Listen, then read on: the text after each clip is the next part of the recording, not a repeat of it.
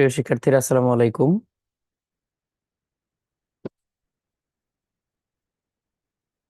আজকেও আমরা সকালে সকালে ক্লাস শুরু করলাম। আজকের এই চ্যাপ্টারটা আইসিটির চ্যাপ্টার 2। সো এই চ্যাপ্টারে আসলে হচ্ছে তোমাদের বইতে অনেক কথা লেখা আছে। তো সত্যি কথা বলতে প্রত্যেকটা কথা যদি লাইন বাই লাইন ব্যাখ্যা করতে চাই, তাহলে আসলে সেটা কোয়াইট ইম্পসিবল একটা টাস্ক। সো এখান থেকে যেই জিনিসগুলো মেইনলি ইম্পর্টেন্ট এবং যেই জিনিসগুলো তোমাদের বোঝা দরকার, ওইরকম ভাবে হচ্ছে স্লাইডটা প্রিপেয়ার করা। তবে এর মানে এই না যে তোমরা বইটা হচ্ছে একেবারেই গো থ্রু করবা না। বইটা গো থ্রু করবা, স্লাইডটা হচ্ছে তোমার গাইডেন্স হিসেবে কাজ করবে। তুমি রেফারেন্স বই হিসেবে যে কোনো একটা বই ইউজ করতে পারো। ধরো অনেকে হচ্ছে মাহবুব স্যারের বইটা ইউজ করে। তো এরকম যে কোনো একটা বই তুমি রেফারেন্স হিসেবে ইউজ করতে পারো। তো এই একটা চ্যাপ্টারে, এই কমিউনিকেশনের চ্যাপ্টারটাতে এত কিছু আসলে মানে ক্র্যাম করা হয়েছে, বা অল্প জায়গায় হচ্ছে আটানোর চেষ্টা করা হয়েছে। কোনো কিছুই না একেবারে ভালোভাবে স্যাটিসফ্যাক্টরি লেভেলে হচ্ছে ব্যাখ্যা করা হয় নাই। যেমন তোমাকে যদি আমি সিঙ্ক্রোনাস বা অ্যাসিঙ্ক্রোনাস ডাটা ট্রান্সমিশন সিস্টেম ব্যাখ্যা করতে চাই ট্রুলি, যে কম্পিউটারের ভিতরে আসলে কিভাবে কাজ করে, ওইটাই আসলে অনেক টাইম লেগে যাওয়ার ব্যাপার। সো এই জিনিসগুলোকে আমরা একটু সংক্ষেপে দেখব। যতটুকু তোমাদের নেসেসারি লেভেলে, ততটুকু লেভেলে হচ্ছে আমরা দেখব। ওকে।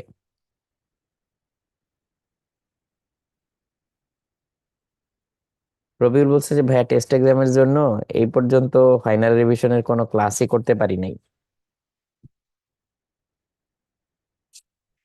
কোনো সমস্যা নেই। ফাইনাল প্রিপারেশনের সবগুলা ক্লাসই কিন্তু রেকর্ডেড আছে। সো তুমি চাইলে হচ্ছে টাইম টু টাইম দেখে ফেলতে পারো। ব্যাকলগ যে ক্লাসগুলো, এগুলো একটা দুইটা করে দেখে ফেলতে পারো।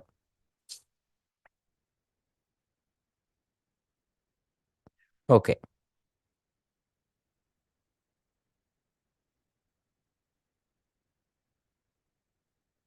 একটু টাইম নিয়ে কষ্ট করে, মানে স্পিড বাড়াই দিয়ে একটা দুইটা করে দেখে ফেলতে হবে।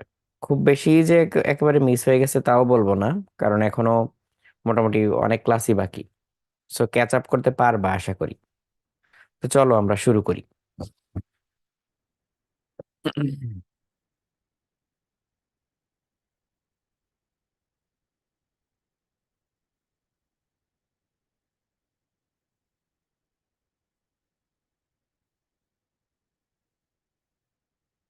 ও আচ্ছা, মুন্সি জিজ্ঞেস করছো যে এটা কি এসএসসি নাকি? না না, ওই স্লাইডে হচ্ছে নবম দশমটা কাটতে মনে নাই। এটা তোমাদেরই ক্লাস।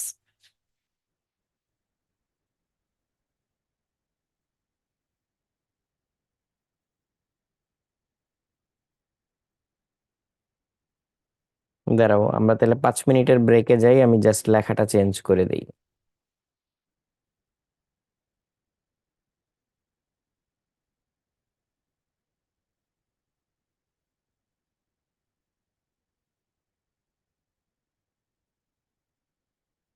মিনিট একটা ব্রেক দিয়ে দিই।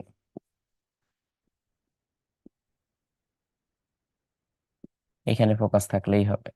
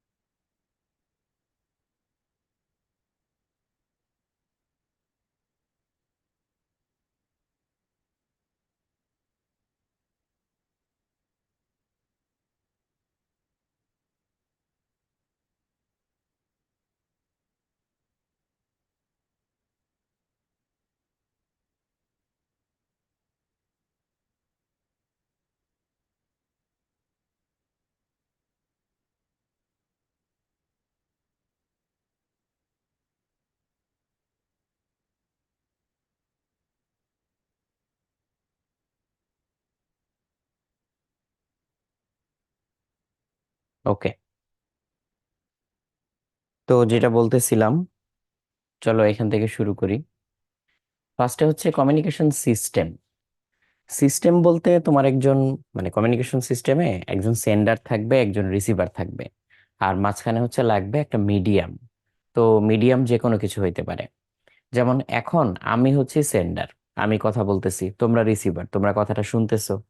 সো এখানে মাঝখানে মিডিয়াম হিসেবে কাজ করতেছে কি, এই যে আমাদের যে ইনফ্রাস্ট্রাকচারটা, যেটার মাধ্যমে আমি এই ডাটাগুলা পাঠাচ্ছি, তোমার কাছে চলে যাচ্ছে, তুমি মোবাইলের স্ক্রিনে বা ল্যাপটপের স্ক্রিনে জিনিসটা দেখতে পাচ্ছ। সো একদম খুবই বেসিক বা একদম সিম্পলি বলতে গেলে, সেন্ডার থাকবে একজন, ও হচ্ছে পাঠাবে, আর একজন হচ্ছে রিসিভার থাকবে, ও হচ্ছে গ্রহণ করবে। কিন্তু সেন্ডার থেকে রিসিভারের কাছে জিনিসটা যাবে কিভাবে? যাবে হচ্ছে মিডিয়ামের থ্রুতে। তো এটা হচ্ছে একদম বেসিক।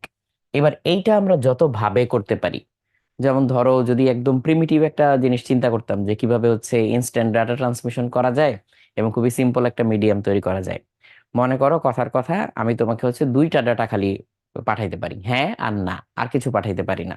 মানে বাইনারিতে বলতে গেলে হচ্ছে 0 আর 1। তো সেটা কিরকম? মনে করো আমার বাসা থেকে তোমার বাসা পর্যন্ত একটা দড়ি টানা, লম্বা একটা দড়ি। তাহলে আমি দড়ি ধরে যদি একটা টান দেই, ওই পাশে মনে করো একটা ঘন্টা বাজে। দড়ি ধরে যদি দুইটা টান দেই, তাহলে ওই পাশে দুইবার ঘন্টা বাজে। তাহলে একবার ঘন্টা হচ্ছে হ্যাঁ, দুইবার ঘন্টা হচ্ছে না। তাহলে এটাই কিন্তু একটা সিম্পল কমিউনিকেশন সিস্টেম হয়ে গেল। তাহলে শুধু হ্যাঁ না বা হচ্ছে 0 1 দিয়ে আমি সারাদিন তথ্য আদান প্রদান করতে পারবো। তাহলে আমি সেন্ডার, তোমার এখানে বেল আছে, তুমি রিসিভার, আর এই দড়িটা হচ্ছে মিডিয়াম। আর এই যে আমি একটা নিয়ম তৈরি করে দিলাম না, যে আমি একবার যদি দড়ি টান দেই তাহলে হচ্ছে একবার ঘন্টা বাজবে, তুমি হ্যাঁ বুঝবা। দুইবার দড়ি টান দিলে হচ্ছে তুমি না বুঝবা বা 0 বুঝবা। এই যে নিয়মটা তৈরি করে দিলাম, এটাই হচ্ছে প্রোটোকল। তাহলে আমরা সেন্ডার জানি, রিসিভার জানি, মিডিয়াম জানি, প্রোটোকল জিনিসটাও বুঝে ফেললাম। কিন্তু এখানে ডাটা ট্রান্সমিশন রেট কি অনেক হাই নাকি অনেক লো? এক্সট্রিমলি লো। তার কারণ হচ্ছে আমি এখন যখন একটা ডাটা পাঠাবো হ্যাঁ না, তখন সেই বেলটা বাজতে কিছুটা সময় লাগবে, তুমি শুনে বুঝতে কিছুটা সময় লাগবে, এবং এইভাবে 1 2 1 2 করে ডাটা পাঠাতে বা 0 1 0 1 করে ডাটা পাঠাতে অনেক সময় লাগবে। সো ট্রান্সমিশন রেট, বা আমরা যদি অন্য কথায় বলি ব্যান্ডউইথ, সেটা হচ্ছে এক্সট্রিমলি এক্সট্রিমলি স্লো হবে। সো এই হচ্ছে ব্যাপার। ওকে। আর রবিউল মাঝখানে একটা প্রশ্ন করছো, এটা একটু দেখে নেই। রবিউল বলছো যে আমরা যারা সেকেন্ড ইয়ার প্রিমিয়াম ব্যাচে ছিলাম, তোমরা কি ফাইনাল প্রিপারেশন ব্যাচের সেকেন্ড পেপারের ক্লাসগুলো করবা নাকি সেকেন্ড ইয়ার ব্যাচের ক্লাস নোট বা স্লাইড পড়বা? অবশ্যই অবশ্যই আগের যে ক্লাসগুলা, সেকেন্ড পেপারের যে এই একাডেমিক কোর্সের যে ক্লাসগুলো নেওয়া হয়েছিল, ওইগুলো তো শেষ করবাই।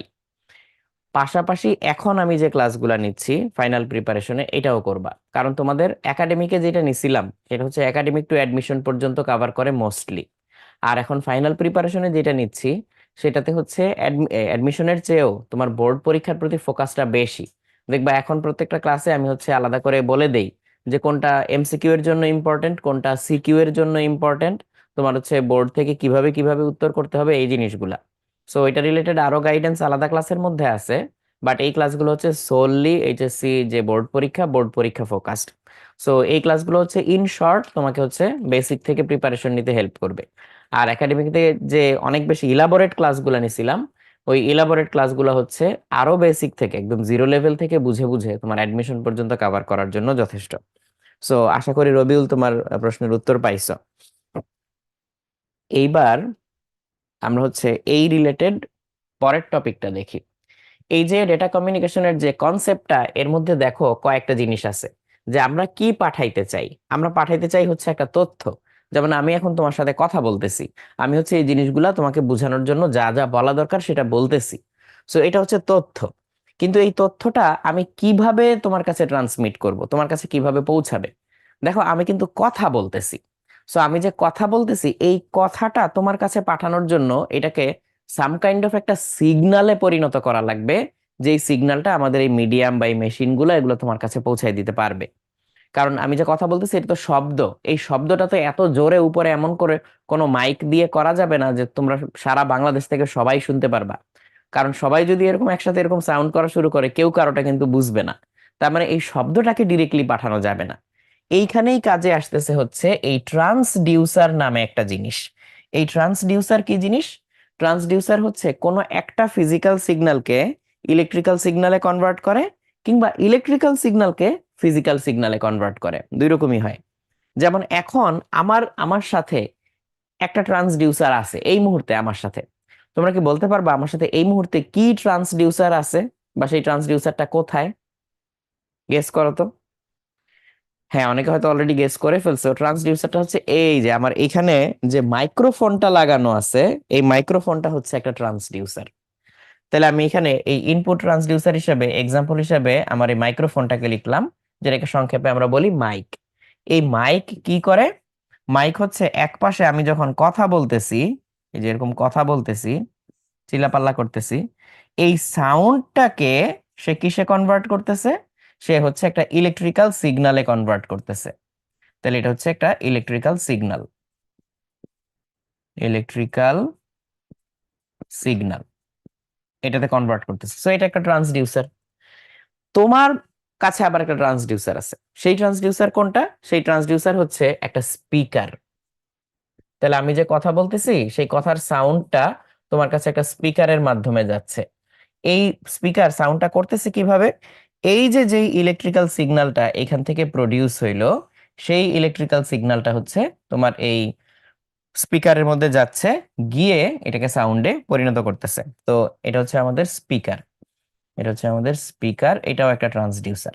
এখন ইনপুট ট্রান্সডিউসার যে ইলেকট্রিক্যাল সিগন্যালটা বানাইলো, হ্যাঁ এখানে অনেক সিম্পলি বলা আছে যে এরপরে ট্রান্সমিটারে চলে যায়, এরপর অনেক ঘটনা ঘটে, অ্যাম্প্লিফাই হয়, তারপরে হচ্ছে এটাকে এনকোড করা হয়, তারপরে হচ্ছে ট্রান্সমিট করা হয়। তো মিডিয়াম দিয়ে যখন তুমি ট্রান্সমিট করতেছো, তখন এখানে কি ঢুকে জানো? বাইরে থেকে হচ্ছে নয়েজ ঢুকে যায়, নয়েজ। সো কিছু গার্বেজ সিগন্যাল এর মধ্যে ঢুকে যায়, যেটা আসলে তোমার কোনো দরকার নাই। সো এটাকে আমরা নয়েজ বলতেছি। সো এই নয়েজটার স্বরূপ কিরকম বা প্রকৃতি কিরকম? একটা এক্সাম্পল হইতে পারে যে ধরো কোনো একটা ইলেকট্রিক্যাল ডিস্টারবেন্স বা ইন্টারফিয়ারেন্সের কারণে তুমি আমার যে সাউন্ডটা শুনতেছো সেটাতে কিছুটা ঝিরঝির শুনতেছো। ওই যে বাড়তি যে ঝিরঝিরটা শুনতেছো ওইটা হচ্ছে নয়েজ। তো নয়েজ রিমুভ করার জন্য অনেক রকম ব্যবস্থা থাকে।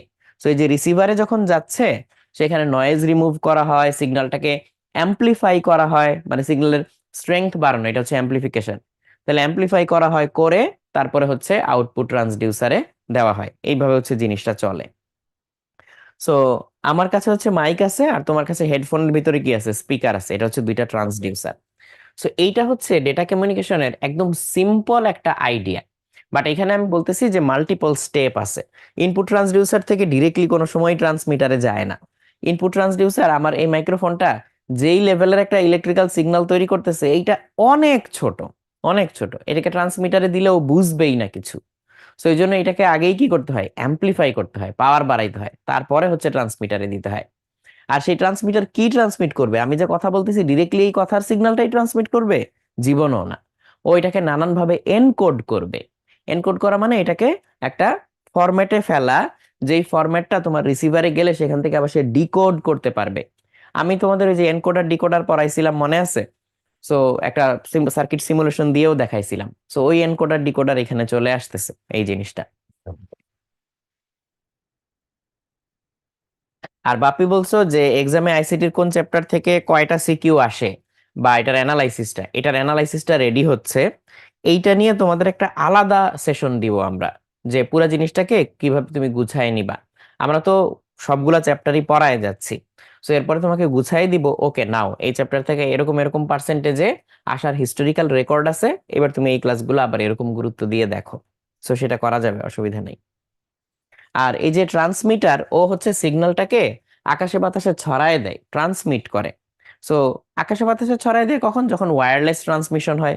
তারের ভিতর দিয়ে পাঠায় কখন? যখন ওয়্যার ট্রান্সমিশন হয়, এরকম। সো এই হচ্ছে খুবই সিম্পল একটা আইডিয়া। এখন আমরা যদি ব্যান্ডউইডথে যাই, ওই যে বলতেছিলাম আমি যদি আমার বাসা থেকে তোমার বাসা পর্যন্ত একটা দড়ি টানায় দেই, ওই দড়ি টেনে টেনেও তো আমরা যোগাযোগ করতে পারবো, তাই না? সো এই দড়ি টেনে টেনে যে যোগাযোগ করতে পারবো, সেটার স্পিড খুবই কম হবে। হয়তো কয়েক সেকেন্ডে মাত্র আমরা এক বিট পাঠাইতে পারবো। এক বিট মানে কি? সিঙ্গেল একটা জিরো বা একটা ওয়ান। তো ন্যারো ব্যান্ড বলতে যে জিনিসটা বুঝায়, ও হচ্ছে অল্প কয়েকটা ফ্রিকোয়েন্সির সেট ইউজ করে, বেশি না। অল্প কয়েকটা ফ্রিকোয়েন্সির সেট ইউজ করে, এই ফ্রিকোয়েন্সি গুলো ইউজ করে সে হচ্ছে ডাটা পাঠায়। তো এই ন্যারো ব্যান্ডে মাত্র 45 থেকে 300 বিট পার সেকেন্ডে ডাটা ট্রান্সমিট করা যায়। এই বিপিএসটা হচ্ছে বিট পার সেকেন্ড। বিট মানে কি? একটা জিরো বা একটা ওয়ান। তোমরা অনেক সময় দেখবা এখানে হচ্ছে ক্যাপিটাল বি দিয়ে লেখা থাকে বিপিএস, ওটা হচ্ছে বাইট। বি দিয়ে বুঝাচ্ছে একটা বিট, বি হচ্ছে বিট, তার মানে একটা জিরো বা একটা ওয়ান, এই যেরকম একটা জিরো বা একটা ওয়ান। আর বাইট যেটা ক্যাপিটাল বি দিয়ে লেখে, এটা তো জানোই তোমরা, বাইট ওইখানে কয়টা থাকে বলো তো? বাইটের ভিতরে 8টা। বাইটের ভিতরে হচ্ছে 8টা থাকে। সো এইখানে আমরা যেটা দেখতেছি সেটা হচ্ছে বিপিএস। সো এখন তুমি তুমি নিশ্চয়ই এটা নিজে এক্সপেরিয়েন্স করছো। কখন আমি বলি, তুমি যখন হচ্ছে ইন্টারনেটের লাইন নিতে গেছো, সার্ভিস প্রোভাইডারকে জিজ্ঞেস করছো যে ভাই আমার কিন্তু হচ্ছে 10 Mbps একটা লাইন দিতে হবে। সো তখন কি খেয়াল করছো এমবিপিএস বলতে ও কি হচ্ছে ক্যাপিটাল বি বলে নাকি স্মল বি বলে? স্মল বি এর চেয়ে ক্যাপিটাল বি কিন্তু 8 টাইমস ফাস্টার। সো এটা খেয়াল করার বিষয় অবশ্যই। সো ন্যারো ব্যান্ডে মাত্র 45 থেকে 300 বিপিএস এ ডাটা ট্রান্সমিট করা যায়। তো এই ন্যারো ব্যান্ডটার আবার অন্য আরেকটা নাম আছে, সেটা হচ্ছে sub voice band. Sub voice band. তো এই যে আমরা টেলিফোন দেখি, যে এই যে ল্যান্ডফোন, এইসব টেলিফোনি, ওই টেলিফোনি সিস্টেমের মধ্যে হচ্ছে ন্যারো ব্যান্ডটা নর্মালি ইউজ করা হয়। আর এরপরেই আসতেছে হচ্ছে ভয়েস ব্যান্ড। তো ভয়েস ব্যান্ডে হচ্ছে আরেকটু হায়ার রেটেড ডাটা ট্রান্সফার করা যায়। এখানে হচ্ছে 9600 বিপিএস বা হচ্ছে 9.6 কেবিপিএস। 9.6 কেবিপিএস এই স্পিডে হচ্ছে ডাটা ট্রান্সমিট করা যায়। তো এই দুইটারই যদি তুমি ফ্রিকোয়েন্সি রেঞ্জ বলো, 300 থেকে 3500-এর মধ্যে একটা ফ্রিকোয়েন্সি থাকে। তো এটাকে কেন তাহলে ভয়েস ব্যান্ড বলতেছি আমরা? কারণ এই যে আমি কথা বলতেছি, আমি যে কথা বলতেছি, এই কথার মেইনলি যেই ফ্রিকোয়েন্সি গুলা, হ্যাঁ ছেলে মেয়ে নির্বিশেষে, কথার মেইন যে ফ্রিকোয়েন্সি গুলা এটা হচ্ছে 300 থেকে ওই 3500-এর মধ্যে পড়ে, 3400-এর মধ্যে পড়ে। কিন্তু এখন তুমি আমাকে যেমন শুনতেছো, তুমি একটু চিন্তা করে দেখো তো, আমি যদি তোমাকে হোয়াটসঅ্যাপে কল দেই, কিংবা আমি যদি তোমাকে হচ্ছে টেলিফোনে মানে মোবাইলে কল দেই, তাহলে কি আমার ভয়েস তুমি এক্স্যাক্টলি একই রকম শুনবা নাকি একটু ডিফারেন্ট শুনবা? আজকের ক্লাসটা হচ্ছে একটু ইন্টারেক্টিভ হইলে ভালো হয়। মানে তোমরা যদি হচ্ছে আমাকে এই কিউএনএ কিউএনএ বলতেছি সরি, টিচার্স ইনবক্সে আমার প্রশ্নগুলার ঝটপট উত্তর দিতে থাকো, জাস্ট মানে টাইপ করে করে উত্তরগুলা দিতে থাকো, তাহলে খুব ভালো হয়। তাহলে তুমি রিলেট করতে পারবা সাথে সাথে। তুমি একটু চিন্তা করে বলো, টেলিফোনে যখন কথা বলি তখন কি এক্স্যাক্টলি ন্যাচারাল ভয়েসের মতো শোনায় নাকি ডিফারেন্ট শোনায়? এটা বলো। ডিফারেন্ট শোনায়। কেন ডিফারেন্ট শোনায়? কেন ডিফারেন্ট শোনায়? কারণ এখন আমি যে কথা বলতেছি, আমি কিন্তু এই ভয়েস ব্যান্ডে তোমার কাছে ডাটা ট্রান্সমিট করতেছি না, আমি ব্রডব্যান্ডে করতেছি। সো এখানে আরো অনেক হায়ার ফ্রিকোয়েন্সি লোয়ার ফ্রিকোয়েন্সি আমি পাঠাইতে পারি তোমাকে, সিস্টেমটা এরকম স্টেবল পাওয়ারফুল। কিন্তু যখন আমি টেলিফোনে কথা বলতেছি, ওই যে ওই ফ্রিকোয়েন্সি সেট, ওই ফ্রিকোয়েন্সি সেটের মধ্যে আমি আটকায় আছি। তাহলে ওইখানে ওর কম বা বেশি যে ফ্রিকোয়েন্সি গুলো সেগুলো বাদ পড়ে যাবে। বাদ পড়ে গেলেও আমরা যেহেতু কথার নুয়ান্স পিক আপ করতে পারি, ইন্টোনেশন পিক আপ করতে পারি, এই জন্য আমরা শুই না বুঝি যে এটা কে কথা বলতেছে। বাট তার রিয়েল ভয়েসের সাথে কিন্তু টেলিফোনের ভয়েস পুরোপুরি মিলে না। ম্যানারিজম থেকে অনেক সময় আমরা বুঝি কে। আরেকটা জিনিস, কেউ যদি কখনো এটা এক্সপিরিয়েন্স করে থাকো, এখনই তোমরা আমাকে জানাইতে পারবা যে হ্যাঁ ভাইয়া এক্সপিরিয়েন্স করছি। সেটা হচ্ছে, ধরো কেউ একজন ফোন করছে, ফোনে মানে আশেপাশে ধরো টেলিভিশনে বা কিছু একটাতে মিউজিক বাজতেছে, গান হচ্ছে বা এরকম কিছু একটা হচ্ছে, মনে করো মিউজিক সহ গান হচ্ছে। তো তুমি যদি ওই গানটা টেলিফোনে কাউকে শুনাইতে চাও, তাহলে ওই পাশ থেকে যে শুনতেছে সে বেশিরভাগ সময়ই ভয়েস মোটামুটি বুঝতে পারে, কিন্তু মিউজিক খুবই হরিবল শোনা যায় ওই পাশ থেকে। এইটা কখনো খেয়াল করছো কিনা এটা আমাকে জানাও। সো এইটার রিজন, পসিবল রিজন কি হইতে পারে একটু চিন্তা করো। বাট এটা খেয়াল করছো কিনা এটা একটু জানাও। যে তুমি যখন ওভার দা ফোন কাউকে কোনো মিউজিক বা গান শুনাইতে চাচ্ছ, বা অথবা কথা বলতেছো পাশে বাজতেছে, সে ওইটা কিন্তু এইভাবে তুমি যেভাবে শুনতেছো এইভাবে শুনতেছে না। এই যে মারিয়া বলছে যে হ্যাঁ এটা এটা অলরেডি এক্সপিরিয়েন্স করছো, বিকজ ওইখানে যে মিউজিক্যাল ইনস্ট্রুমেন্ট গুলো থাকে, সেই ইনস্ট্রুমেন্টের যে ফ্রিকোয়েন্সি রেঞ্জ, সেটা এই ভয়েস ব্যান্ডের ডেজিগনেটেড ফ্রিকোয়েন্সি রেঞ্জের বাইরে চলে যায়।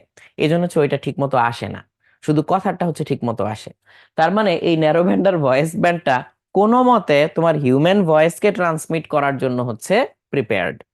সো সুবিধা কি?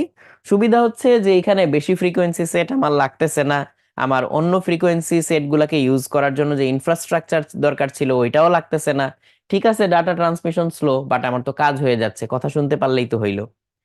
এর চেয়ে বেশি স্পিডে যেটা সেটা হচ্ছে ব্রডব্যান্ড। এখানে আরো ওয়াইডার স্পেকট্রাম ইউজ করা হয়, এটার স্পিড হচ্ছে 1 Mbps থেকে আরো বেশি, আরো অনেক উচ্চ গতি। সো এইটা আমরা এখন ইউজ করতেছি এই মুহূর্তে, যার কারণে তুমি আমার ভয়েস শুনতে পাচ্ছ, ছবি দেখতে পাচ্ছ, রিয়েল টাইমে ভিডিও দেখতে পাচ্ছ। সো এটার হচ্ছে স্পিড অনেক বেশি। তাহলে এইটা হচ্ছে এই তিনটার মধ্যে ডিস্টিংশন, যে ন্যারো ব্যান্ড, ভয়েস ব্যান্ড আর ব্রডব্যান্ডের মধ্যে। আর এর মধ্যে তুমি দেখবা যে তোমাদের বইতে, যেমন যদি হচ্ছে মাহবুব স্যারের বইটা নাও, ওইখানে হচ্ছে আরো বেশ কিছু হচ্ছে ওই যে উপসর্গ অনুসর্গ এগুলোও কিন্তু আছে। যেমন এমবিপিএস এর পরে কি জিবিপিএস, তো মেগা মানে কি 10⁶। নর্মালি আমরা এটাই জানি যে মেগা মানে হচ্ছে 10⁶। কিন্তু তুমি যখন কম্পিউটারে যাবা তখন হচ্ছে কিভাবে হিসাব হয়, 2 এর পাওয়ার দিয়ে হিসাব হয় না, 2 এর পাওয়ার দিয়ে। সো এটা তখন একটু মাথায় রাখতে হবে। সো মেগাবিট/সেকেন্ড, এটা তোমাকে যদি জিজ্ঞেস করা হয় যে এটা কত, এটা কি 10⁶ বিট/সেকেন্ড, নাকি যদি বলা হয় 1024 কিলোবিট/সেকেন্ড, কোনটা সঠিক উত্তর হবে? মেগা বললে আমাদের মাথায় ডিরেক্টলি হচ্ছে 10⁶ চলে আসে, কিন্তু 1024 কিলোবিট মানে হচ্ছে 1 মেগাবিট। তাহলে এই অবজেক্টিভে যদি এই ধরনের কোনো প্যাচ লাগায়, তখন তুমি কি একটু সতর্কভাবে এই উত্তরটা দিতে হবে, বুঝতে পারছো?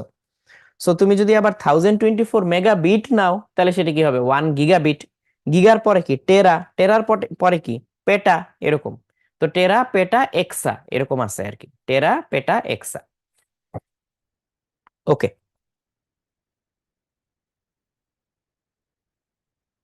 ব্রডব্যান্ডে আমরা আসলে কিসের মাধ্যমে ডাটাটা পাঠাই?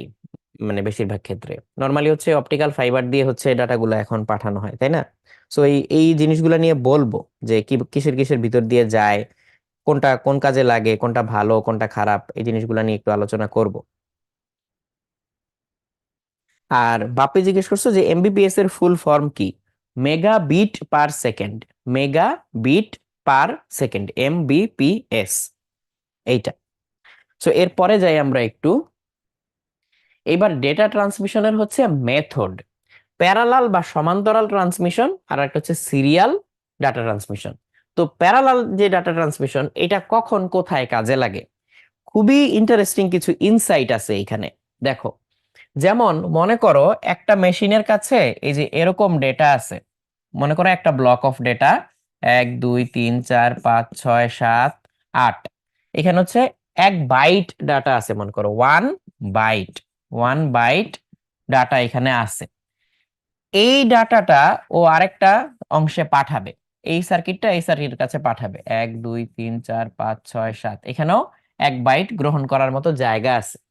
যদি এমন হয় যে এইটার এই ঘরের সাথে ডিরেক্টলি একটা ওয়্যার দিয়ে এই ঘরে কানেক্টেড, এইটার সাথে হচ্ছে এই যে এইটা কানেক্টেড, এইটার সাথে এইটা কানেক্টেড, এইটার সাথে এইটা কানেক্টেড, এই যে এরকম, এইটার সাথে এইটা কানেক্টেড, এইটা, এইটা, এইটা, এরকম করে ডিরেক্টলি ওয়্যার দিয়ে কানেক্টেড, তাইলে কি হবে জানো?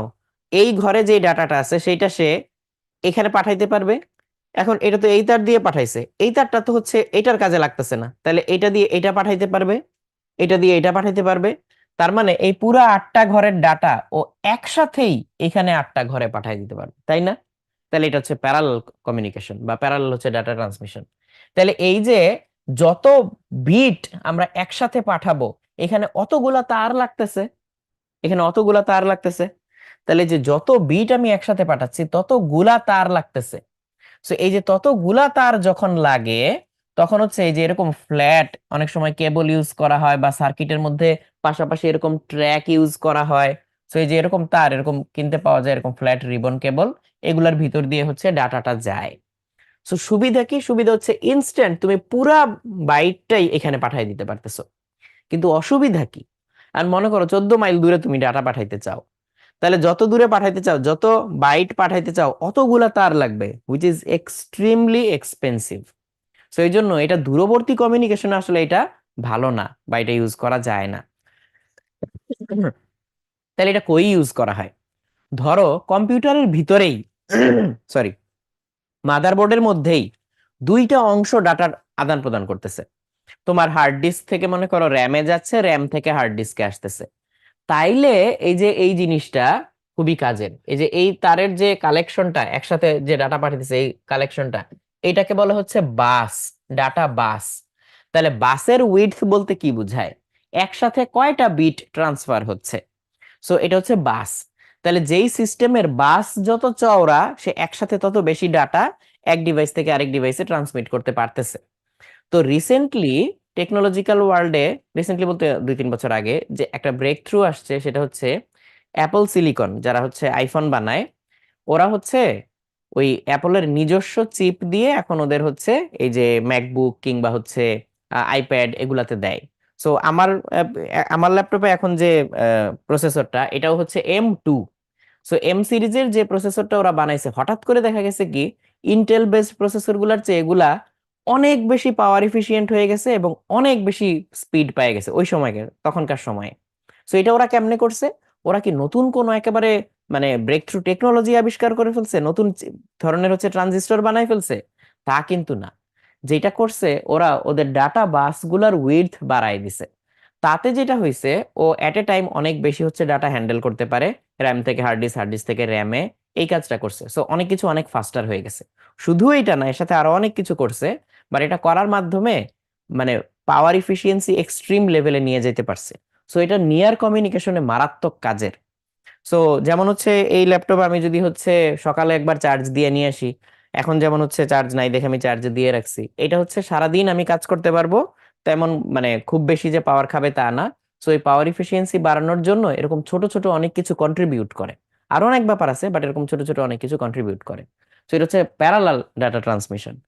সিরিয়ালে যদি যাই, এখন ডাটা আমার দূরে পাঠাইতে হবে, আমি কি পারবো এই 1 কোটি তার দিয়ে হচ্ছে বিভিন্ন জায়গায় পাঠাইতে? না, আমার হয়তো একটা তার দিয়ে পাঠাইতে হবে। তাইলে আমার কি করার উপায় আছে? তখন আমি এইখানে যে ডাটাগুলা, সেগুলাকে একটা সিঙ্গেল তার দিয়ে যদি আমি পাঠাইতে চাই, তাহলে পুরা ডাটা কিন্তু একসাথে যাবে না। এইখানে মনে করো হচ্ছে 101101 এইভাবে আছে। তাহলে প্রথমে ধরো এই ওয়ানটা যাবে, তারপরে এই জিরোটা যাবে, তারপরে এই 1101, এইভাবে একটার পর একটা হচ্ছে যাইতে থাকবে, একটার পর একটা যাইতে থাকবে। সো এটাও এক্সট্রিমলি ফাস্ট বানানো পসিবল, মানে অ্যাকচুয়ালি এখন এক্সট্রিমলি ফাস্টই বটে। বাট এটা পুরোটা যেমন একসাথে যায়, এটা একসাথে যাবে না, একটার পর একটা যাবে। সো এটা হচ্ছে সিরিয়াল ডাটা ট্রান্সমিশন।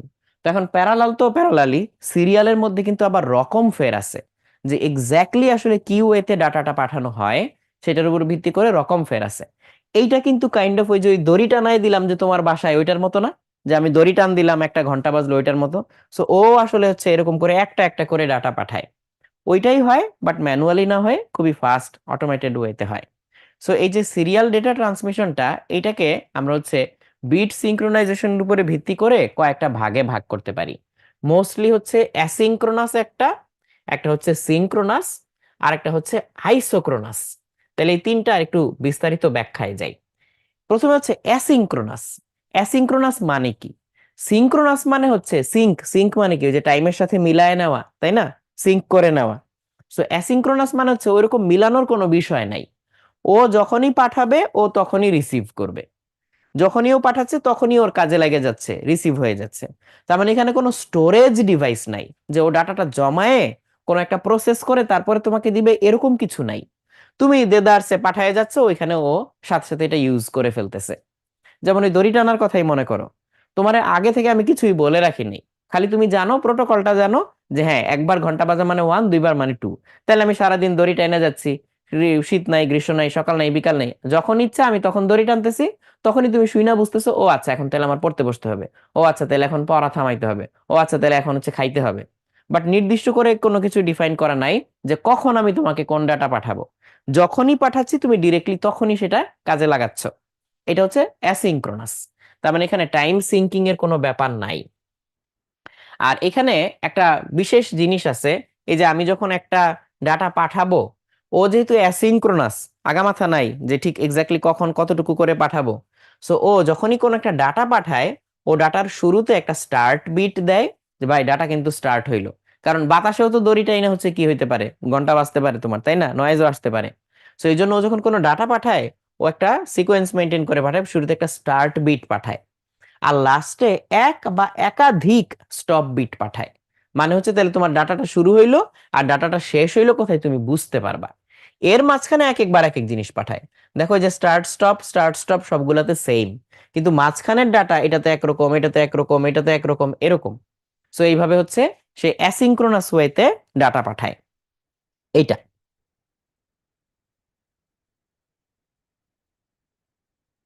ওকে, সিঙ্ক্রোনাস তাইলে কি? সিঙ্ক্রোনাস তাইলে হচ্ছে ও একদম টাইম সিঙ্ক করে করে পাঠাবে। এইখানে সুবিধাটা হচ্ছে ও যেহেতু ক্লক সিঙ্ক করে পাঠায়, তাইলে এখানে হচ্ছে এট এ টাইম বড় একটা প্যাকেট কিংবা একটা ফ্রেম এটা সে পাঠাইতে পারে। সো এই বড় একটা প্যাকেট বা ফ্রেম যখন পাঠায়, এখানে কিন্তু একটা স্টোরেজ লাগে, ওই ডাটাটাকে অ্যানালাইসিস করার জন্য একটা স্টোরেজ ডিভাইস লাগে। তার মানে ডাটাটা যখনই আসতেছে তখনই যে সাথে সাথে ইউটিলাইজ হয়ে যাচ্ছে তা না। সো এখানে একটা প্রাইমারি স্টোরেজে যাচ্ছে, সেই স্টোরেজ থেকে তারপরে হচ্ছে তোমার কাছে যাচ্ছে। সো তুমি এটাকে ইউজ করতে পারতেছো। সো এটা কিন্তু অ্যাসিঙ্ক্রোনাসের চেয়ে সিঙ্ক্রোনাসে এই জিনিসটা কিন্তু ডিফারেন্ট। কথাটা বুঝতে পারছো? আর আরেকটা কাহিনী আছে, এটা যেহেতু টাইমের সাথে সিঙ্ক করা, হ্যাঁ, তো তুমি জানো যে কখন কখন এই ডাটাটা আসতেছে, যে এইটা কাজের ডাটা, এইটা কাজের ডাটা টাইম ধরে ধরে আসতেছে। এইখানে কি তাহলে স্টার্ট আর স্টপ বিট আলাদা করে দরকার আছে? না, এখানে কিন্তু স্টার্ট আর স্টপ বিট আলাদা করে দরকার নাই। সো ইন এ সেন্স এটা এই জন্য হচ্ছে একটু ফাস্টার। সরি, কিন্তু সমস্যা কি বলতো, এখানে ওই যে অ্যাসিঙ্ক্রোনাসে কি লাগতো না, ওই যে জমায়ে রাখা লাগতো না, যখনই আসতেছে তখনই কাজ হয়ে যাচ্ছে। এইটা তাহলে জমায়ে রাখা লাগতেছে। অ্যানালজিটা কি? ওই আবার মনে করো দড়ি টানার তোমাকে সিগন্যাল দিলাম। এখন মনে করো সিঙ্ক্রোনাস যেহেতু, তুমি সব সময় চেক করবা না, তুমি চেক করবা কখন, নির্দিষ্ট সময় পর পর। কিন্তু ডাটাটা যে আসলো, স্টোরেজ ডিভাইস লাগবে না? মনে করো তুমি তোমার ছোট ভাই বা ছোট বোনকে বসায় রাখছো, যে এই দড়ি টান দিলে কয়টা ঘন্টা বাজে খাতায় লিখে রাখবা। তো ওর এক পাতায় মনে করো হচ্ছে ও লিখে রাখতে পারে হচ্ছে 10টা সিগন্যাল, যে 10 বার ঘন্টা বাজলে ওটা লিখে রাখতে পারে। তাহলে এই যে এক পাতায় যে 10 বার সিগন্যাল আসছে এটা লিখে রাখছে, এইটাই একটা ফ্রেম। এই যে এটা সেই ফ্রেম। তাহলে সরি, এই পাতাটা দেখলেই তো তুমি বুঝবা যে এই পাতায় এই যে ডাটা এখান থেকে শুরু এখানে শেষ। সো আলাদা করে স্টার্ট স্টপ বিট তোমার লাগবে না। আর এই যে তোমার ছোট ভাই বা বোনকে ইউজ করলা, ওই হচ্ছে তাহলে স্টোরেজ ডিভাইস। অ্যানালজিটা বুঝতে পারছো না? তাহলে তুমি 1 ঘন্টা পরে পরে আইসা দেখলা যে তোমার পাতায় কি আসছে, কে লিখে রাখছে? ছোট ভাই বোন লিখে রাখছে। সো এই যে ওই প্রাইমারি ডিভাইস স্টোর করে রাখছে, তুমি এসে তখন ডাটাটা ইউটিলাইজ করলা। সো এটা হচ্ছে সিঙ্ক্রোনাসের সুবিধা। ওকে, আর লাস্টে হচ্ছে যেটা আসবে সেটা হচ্ছে আইসোক্রোনাস। আইসোক্রোনাস আইসোক্রোনাসে তাইলে ব্যাপারটা কি? আইসোক্রোনাস হচ্ছে সিঙ্ক্রোনাস অ্যাসিঙ্ক্রোনাসের একটা কম্বিনেশন। সিঙ্ক্রোনাস আর অ্যাসিঙ্ক্রোনাসের একটা কম্বিনেশন।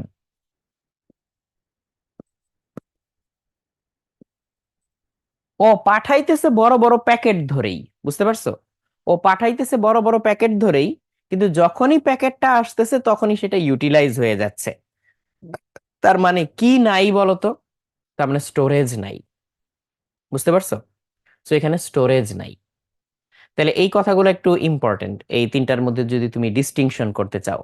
সিঙ্ক্রোনাসে কি লাগে? স্টোরেজ লাগে। অ্যাসিঙ্ক্রোনাসে স্টোরেজ লাগে না। অ্যাসিঙ্ক্রোনাসে স্টার্ট স্টপ বিট থাকে, সিঙ্ক্রোনাসে থাকে না। আর এই যে আইসোক্রোনাসে, এখানে সিঙ্ক্রোনাসের থেকে কোন বৈশিষ্ট্যটা নিছে? যে ফ্রেম ধরে পাঠায়, ডাটা একটা ফ্রেম ধরে পাঠায়। আর অ্যাসিঙ্ক্রোনাস থেকে কোন বৈশিষ্ট্যটা নিছে? স্টোরেজ লাগে না, যখনই আসে তখনই ইউটিলাইজ হয়ে যায়। এক্সাম্পল কি? এই যে রেডিও বা টেলিভিশনের যে কমিউনিকেশন, টেলিভিশনে আমরা যখন ছবি দেখি বা হচ্ছে কোনো একটা কিছু দেখি, টিভিতে পুরা ফ্রেমটা পুরা পুরা যেই মানে তুমি একবারে যেই ছবিটা দেখতে পাও, টিভিতে তো অ্যাকচুয়ালি ভিডিও নড়ে না। বা তুমি এখন যে দেখতেছো আমার ভিডিও, আসলে তো ভিডিও বলে কিছু নাই, এটা হচ্ছে অনেকগুলো frame by frame still image, picture. So একটা পিকচার হচ্ছে ধরো একটা ফ্রেম। সো এরকম ফ্রেম ধরে ডাটা পাঠানো হয়, বাট যখন পাঠানো হচ্ছে তখনই সেইটা দেখা হয়ে যাচ্ছে, বা তখনই সেটা তোমার স্ক্রিনে দেখাই দিচ্ছে। সো এইটা হচ্ছে আইসোক্রোনাস। সো আশা করি এই তিনটার মধ্যে মেইন যে ডিফারেন্সটা বা এদের মেইন যে বৈশিষ্ট্য এটা বুঝতে পারছো। ওকে, ওমর জিজ্ঞেস করছিল যে ফ্রেমটা কি, এই যে এখন তো বুঝতে পারছো ফ্রেমটা কি, তাই না? রাইট। তাহলে আমরা এই তিনটা জিনিস বুঝলাম, যে সিঙ্ক্রোনাস কি জিনিস, অ্যাসিঙ্ক্রোনাস কি জিনিস, আর আইসোক্রোনাস কি জিনিস। তো এগুলা নিয়ে বইয়ে হচ্ছে কিন্তু আরো কথাবার্তা লেখা আছে, যেগুলো আমি মুখে বললাম এগুলো এই বইয়ে ছক আকারে পার্থক্য আকারে দেওয়া আছে। সো এই ছক আকারে পার্থক্য আকারে যেটা দেওয়া আছে, অ্যাটলিস্ট একবার গো থ্রু করবা, তাহলে একদম মাথায় গেঁথে যাবে। এবং যদি সবচেয়ে ভালো হয়, আজকে আমি ক্লাসটা শেষ করার পরে আজকেই যদি কাইন্ড অফ সন্ধ্যা বা রাতের দিকে একবার রিভিশন দিয়ে ফেলতে পারো বা বইটা গো থ্রু করতে পারো, তাহলে দেখবা অনেক কথা বেটার সেন্স মেক করতেছে আগের চেয়ে। নেক্সট আসি আমরা হচ্ছে simplex, half duplex, full duplex, এই ধরনের ডাটা ট্রান্সমিশন মোড। এটা কি? ডাটা ট্রান্সমিশনের মোড। এইটা একটু খেয়াল করে দেখো, তাহলে খুবই সিম্পলি বুঝতে পারবা। আবার আমাদের সেই দড়ি টানার এক্সাম্পলে যাই। দড়ির মাথা কার কাছে? আমার কাছে। এই যে মনে করো আমি এবার ছবিটা আইকেই দেই, এতক্ষণ ধরে এটা বলতেছিলাম। তাহলে দড়ির মাথা হচ্ছে আমার হাতে, আমি আছি আমার বাসায়। এই দড়িটা হচ্ছে কোথায় টানানো? একটা হুক দিয়ে তোমার বাসায় একটা ঘন্টার মধ্যে এরকম করে টানানো, এটা হচ্ছে ঘন্টা। তাহলে এখন তোমার হাতে তো আর দড়ির মাথা নাই, তুমি ঘন্টা বাজালে তো আর আমি শুনতে পাবো না।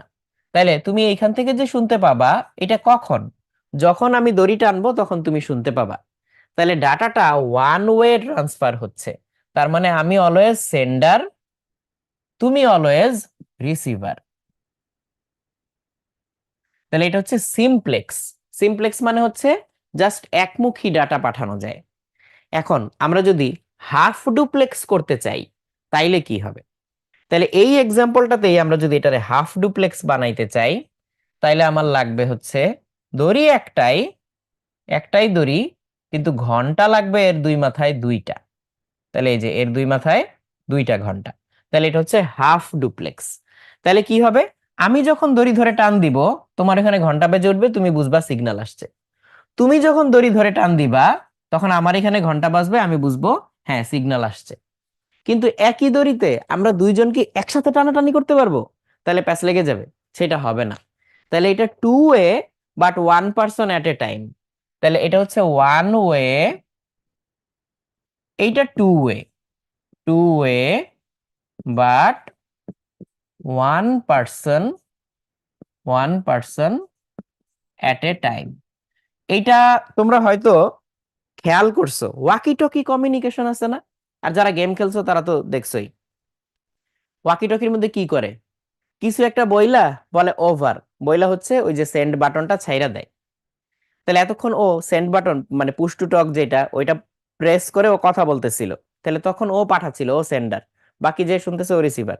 ও যখন ওভার বলে ছাইরা দেয়, তখন ওই পাশ থেকে বলে ও শুনে। তাহলে এখানে একসাথে কি দুইজন ওইটা চাইপা ধরে কথা বললে কারো কথা শোনা যাবে? শোনা যাবে না কিন্তু।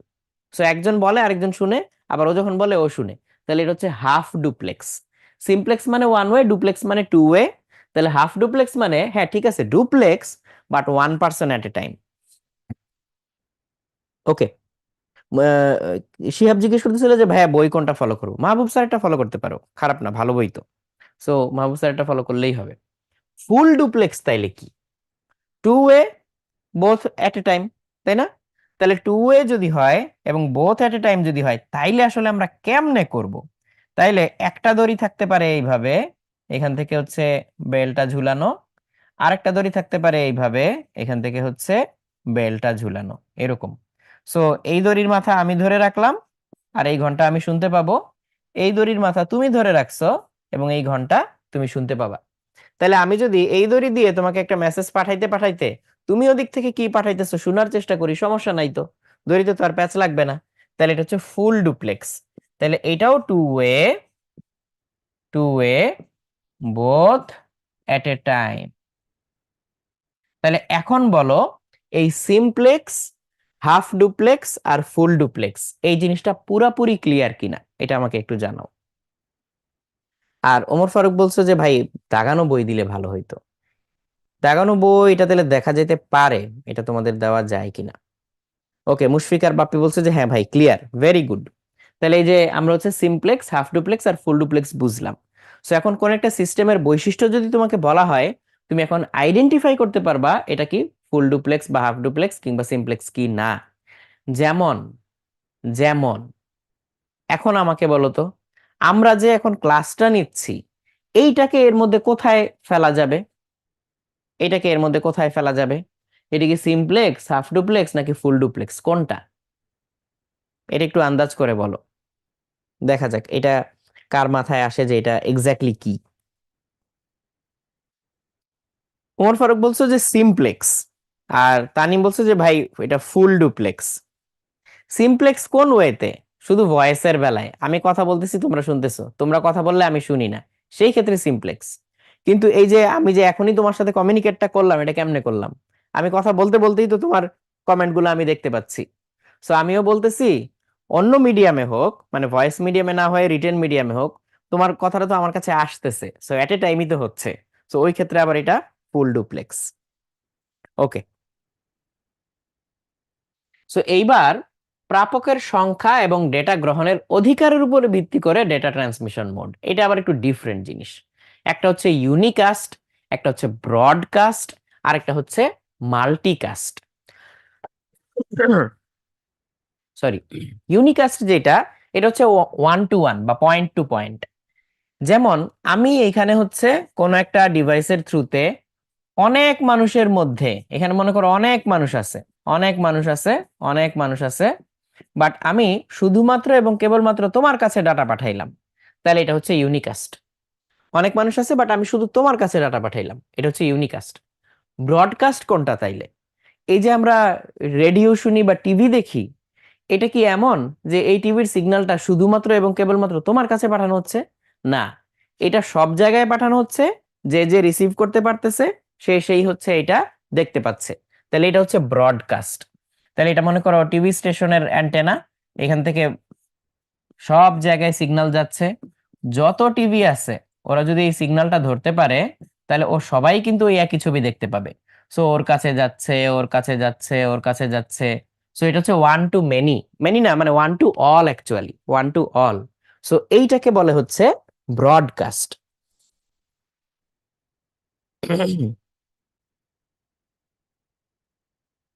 আহ সজলের কথাটা বুঝি নাই।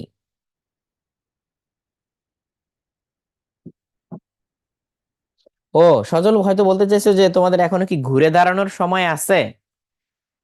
আচ্ছা, থাকবে না কেন, এটা আমাকে একটু বুঝাও তো। তোমার পরীক্ষা কবে? এইচএসসি পরীক্ষা? তোমার এইচএসসি পরীক্ষার আগে কয় দিন আছে তুমি একটু হিসাব করো তো। তো তুমি যদি এর মধ্যে গুছায়ে এই জিনিসটা হচ্ছে ধরো, এবং ফাইনাল প্রিপারেশনের কথা বলো, বা হচ্ছে আমরা যে গাইডলাইন্স গুলো দিচ্ছি সেটাই বলো, বা তুমি নিজের মতো করে একটা রুটিন করে বলো, তুমি যদি হচ্ছে এটা মেনটেন করো সিনসিয়ারলি, এটা মেনে চলো, তাহলে কি পসিবল না? অ্যাকচুয়ালি ইন্টারের সিলেবাস কিন্তু অতটাও বড় না, যতটা আমরা হচ্ছে এটাকে বানাইছি, এতটাও বড় না। সো ওই ক্ষেত্রে আমি বলবো যে হ্যাঁ, ঘুরে দাঁড়ানোর সময় অবশ্যই আছে, এটা কোনো সমস্যা না। আচ্ছা।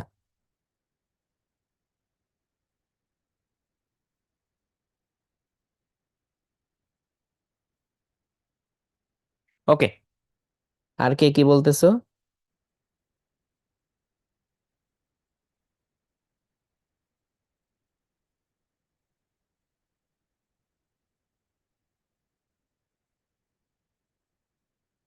আচ্ছা, ঠিক আছে, সমস্যা নেই। আর বাকি রইলো কি, ইউনিকাস্ট দেখলাম, ব্রডকাস্ট দেখলাম, এরপর হচ্ছে মাল্টিকাস্ট।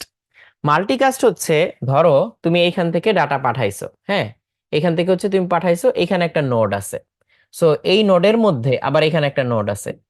সো এই নোডের মধ্যে যার সাথে তোমার হচ্ছে আগে থেকে এই জিনিসটা সেট করা, যে হ্যাঁ এই ডাটাটা ওর দরকার বা এই ডাটাটা ওর দরকার, ও পাবে। সো এইটা একটা নোড, মনে করো এটা নোড ওয়ান, এটা নোড টু। এই নোড ওয়ানের হচ্ছে এখন ডাটা দরকার, তাহলে তুমি এই নোড ওয়ানের কাছে ডাটা পাঠাইলা, এইখানে যতগুলা ডিভাইস আছে সবাই তখন ওই ডাটাটা ইউজ করতে পারবে। তারপরে তুমি কিন্তু একটা ডিভাইসে পাঠাও নাই, পাঠাইছো একটা নোডে, একটা কালেকশন অফ ডিভাইসে তুমি এটা পাঠাইছো। সো ওরা তখন সবাই ইউজ করতে পারতেছে। তোমার কিন্তু অ্যাবিলিটি আছে ওরে না পাঠায় ওরেও পাঠানোর, তাই না? তো তুমি ওয়ান টু অল না হয়ে এখানে ওয়ান টু এন বা ওয়ান টু মেনিতে পাঠাচ্ছ। যার হচ্ছে ওই ডাটা ইউজ করার অনুমোদন আছে, ও ইউজ করতে পারতেছে। তার মানে হচ্ছে মূল কথা হচ্ছে যার ডাটাটা দরকার তারে তুমি পাঠাচ্ছ, যার দরকার নাই তারে তুমি পাঠাচ্ছ না, বা সে ইউটিলাইজ করতে পারতেছে না। তাহলে ইউনিকাস্ট হচ্ছে একেবারে সিঙ্গেল পয়েন্ট টু পয়েন্ট, একজন থেকে একজন। ব্রডকাস্ট হচ্ছে একজন থেকে সবাই। এখানে যদি কেউ নতুন আরেকটা টিভি কিনে, সেও ইউজ করতে পারবে, এর কাছ থেকে পাবে। ওর আলাদা করে আর ওরে পাঠানো লাগবে না, ও তো সবাইকেই পাঠাচ্ছে, সো ওইটা ধরতে পারবে। আর এখানে হচ্ছে এই নোটে পাঠাইলে এরা সবাই ইউজ করতে পারবে, ওরা কিন্তু পারবে না। এখানে পাঠাইলে ওরা ইউজ করতে পারবে, ওরা কিন্তু পারবে না। সো এটা সিলেক্টিভ। মাল্টিকাস্টটা হচ্ছে সিলেক্টিভ। ওকে। আর জিহান বলছে যে ফিজিক্স তো মাথায় ঢুকে না। হাই হাই, কি বলো? ফিজিক্সে মানে মাথায় ঢোকার জন্য তোমাকে আগে দেখতে হবে যে কেন কোন একটা জিনিস তোমার মাথায় ঢুকতেছে না। খুবই চমৎকার একটা বুদ্ধি আছে। আমি খুবই সংক্ষেপে বলি, হয়তো পরে ইলাবোরেট করা যেতে পারে ফিজিক্স ক্লাসে। সরি, কোনো একটা প্রবলেম তুমি যখন চিন্তা করতেছো যে তুমি এটা পারতেছো না, কেন পারতেছো না, এটা লজিক্যাল ওয়েতে চিন্তা করে বের করার একটা উপায় আছে। অনেকগুলো রিজন হইতে পারে। নাম্বার ওয়ান, তুমি সূত্র জানো না, তাহলে কি করতে হবে? সূত্র জানতে হবে, ওই চ্যাপ্টারের সূত্রগুলো ঘাটো। নাম্বার টু হচ্ছে, তুমি হালকা হালকা ভাবে সূত্রটা জানো, কিন্তু সূত্রের কোথায় কোন ডাটাটা বসবে এইটা বুঝো না। তাহলে এটা বুঝো না কেন? যেমন E = mc², এই সূত্র সবাই জানে, যে এটা জানে না সেও জানে, মানে যে কথাটা কন্ট্রাডিক্টরি হয়ে গেল, মানে যে ফিজিক্স বুঝে না সেও কিন্তু E = mc² জানে, তাহলে সূত্র তো জানে। বাট আমি যদি তোমারে বলি যে একটা পারমাণবিক বিক্রিয়ায় ইউরেনিয়ামের আদি ভর ছিল 1 কেজি, তখন হচ্ছে ফিশন হওয়ার পরে যা পাওয়া গেছে ম্যাটেরিয়াল, সেটার ভর হচ্ছে ধরো 0.999999 কেজি, তাহলে কতটুকু এনার্জি এখান থেকে উৎপন্ন হয়েছে? তাহলে এটা যে E = mc² দিয়ে করতে হয়, এইটা অনেকে বুঝবে না। আর বুঝলেও এখানে এম কোনটা বসাবে, 1 কেজি নাকি 0.9999, নাকি হচ্ছে এই দুইটার পার্থক্য, সি বলতে কি বোঝায় অনেকে বুঝবে না। সো তাইলে তুমি ডাটার, মানে কি বলা যায়, ডাটাটা কোথায় প্লেস করবা এইটা বুঝতেছো না, ডাটার ইউটিলাইজেশন বুঝতেছো না, এটা এক ধরনের ভুল হইতে পারে। আরেকটা হইতে পারে তুমি রাশিগুলার পরিচয়ই ঠিক মতো জানো না, বুঝতেছো না। তো এইরকম কমন কয়েকটা মিস্টেক তুমি চাইলে খুঁজে বের করতে পারবা, মিস্টেক না মানে হিন্ড্রেন্স, বাধা, যার কারণে তুমি হচ্ছে কোন একটা প্রবলেম বুঝতেছো না বা সলভ করতে পারতেছো না। যেই ধরনের প্রবলেমের কারণে যেই প্রবলেমটা তুমি সলভ করতে পারতেছো না, এবার ওইটার রুটে যাও, যে এই চ্যাপ্টারের প্রবলেম তুমি পারো না কেন? ও, এই চ্যাপ্টারে তো আমি সূত্রই জানি না। অথবা হইতে পারে আচ্ছা সূত্র জানি, কিন্তু সূত্রগুলোর যে পরিচয়, রাশির যে পরিচয়, এটা জানি না, তাহলে আবার যাই না, আসো যাই না, এসে দেখো এটা করতে পারো কিনা। নাম্বার থ্রি হচ্ছে যে তুমি সূত্রও জানো, রাশির পরিচয়ও জানো, কিন্তু সিগনিফিকেন্স বুঝো না। সিগনিফিকেন্স না বুঝলে কি হবে? কখনো ডাটা বেশি থাকতে পারে, কোনটা ইউটিলাইজ করবা কোনটা করবা না।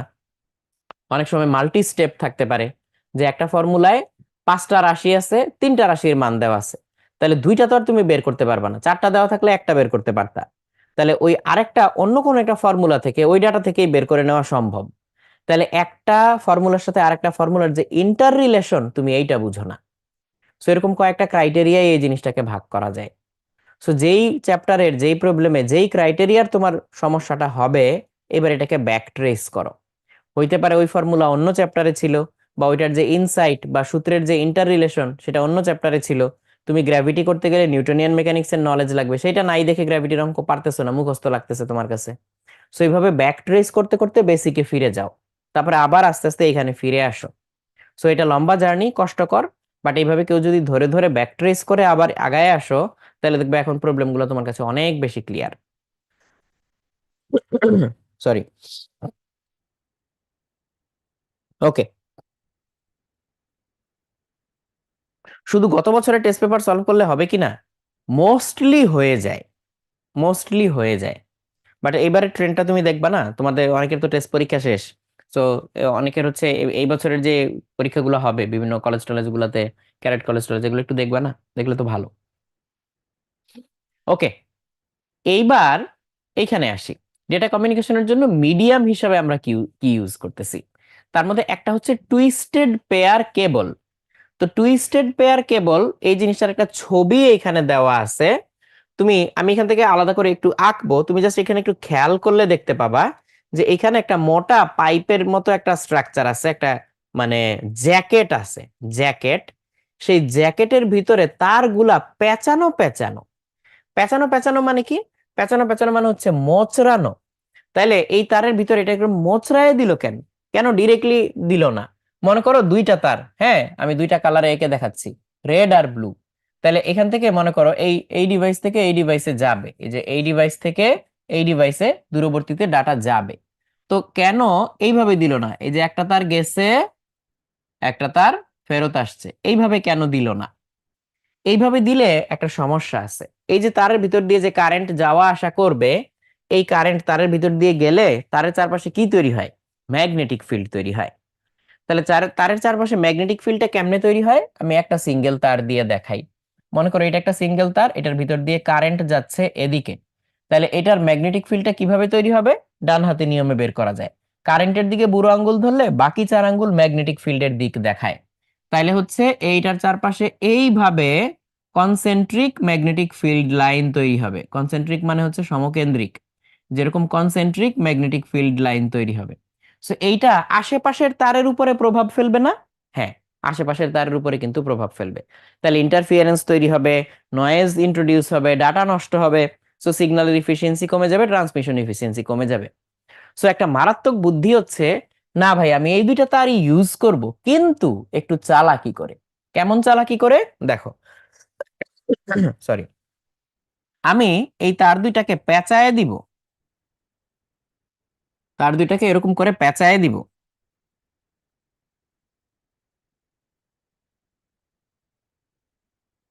এই যে এরকম করে পেঁচায় পেঁচায় দিলাম। তাহলে এইখানে কি হয়েছে, নীল তারটা পিছন দিয়ে গেছে, এখানে নীল তারটা সামনে দিয়ে গেছে, আবার পিছন দিয়ে সামনে দিয়ে, পিছন দিয়ে সামনে দিয়ে, এইভাবে পেঁচায় পেঁচায় গেছে। তাইলে লাভটা কি একটু দেখো তো। নীল তারের ভিতরে কারেন্টটা যদি আমি এদিকে ধরি, তাহলে নীল তার দিয়ে কারেন্ট এদিকে যাচ্ছে, নীল তার দিয়ে কারেন্ট এদিকে যাচ্ছে। লাল তার দিয়ে যদি কারেন্ট ফেরত আসে, তাহলে লাল তারে কারেন্ট এদিকে যাচ্ছে, এদিকে যাচ্ছে, এদিকে যাচ্ছে, এদিকে যাচ্ছে, এদিকে যাচ্ছে, এদিকে যাচ্ছে। এইবার তুমি ইন্ডিভিজুয়াল একটা প্যাচের কথা চিন্তা করো।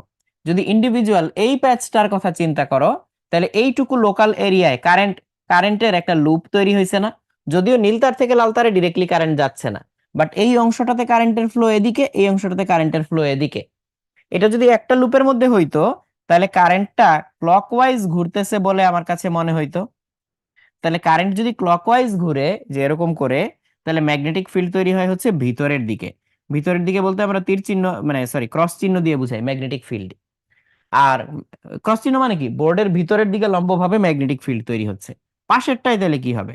পাশেরটাই হচ্ছে কারেন্টটাকে এইভাবে বলা যায় যে কারেন্টটা এইভাবে অ্যান্টি ক্লকওয়াইজ ঘুরতেছে। তাহলে বাইরের দিকে ম্যাগনেটিক ফিল্ড তৈরি হবে। তাহলে এই যে এরকম ডট, এরকম ডট, এটা দিয়ে বুঝাই। এটা হচ্ছে বাইরের দিকে ম্যাগনেটিক ফিল্ড। তাহলে এই পাশাপাশি বিপরীত ম্যাগনেটিক ফিল্ড হয়ে গেল না? তাহলে এরকম পাশাপাশি এরকম বিপরীত ম্যাগনেটিক ফিল্ড তৈরি হয়। তাহলে এখানে হচ্ছে ম্যাগনেটিক ফিল্ড ভিতরে, এখানে বাইরে, এখানে ভিতরে, এখানে বাইরে, আবার এখানে ভিতরে, এখানে বাইরে, এরকম। সো এই পাশাপাশি এই অল্টারনেটিং ম্যাগনেটিক ফিল্ড গুলা একে অপরকে নাকচ করে দেয়, বা নিউট্রালাইজ করে দেয়, বা মিনিমাইজ করে দেয়। তাহলে এরকম ভিতরের দিকে তীর চিহ্ন, সরি, ক্রস চিহ্নওয়ালা, এটাকে নর্থ পোল বলা যায়, সাউথ পোল বলা যায়, নর্থ পোল বলা যায়, সাউথ পোল বলা যায়, নর্থ পোল বলা যায়, সাউথ পোল। সো চুম্বকের এই বিপরীত মেরুগুলো যখন কাছাকাছি থাকে, তখন ওরা কি করে আসলে একে অপরকে আকর্ষণ করে। সো এখানেও আসলে তাই হচ্ছে, এখান থেকে যে বল রেখাটা বের হয়ে আসতেছে ম্যাগনেটিক ফিল্ড, এটা এই দুইটাতে গিয়ে ঢুকবে।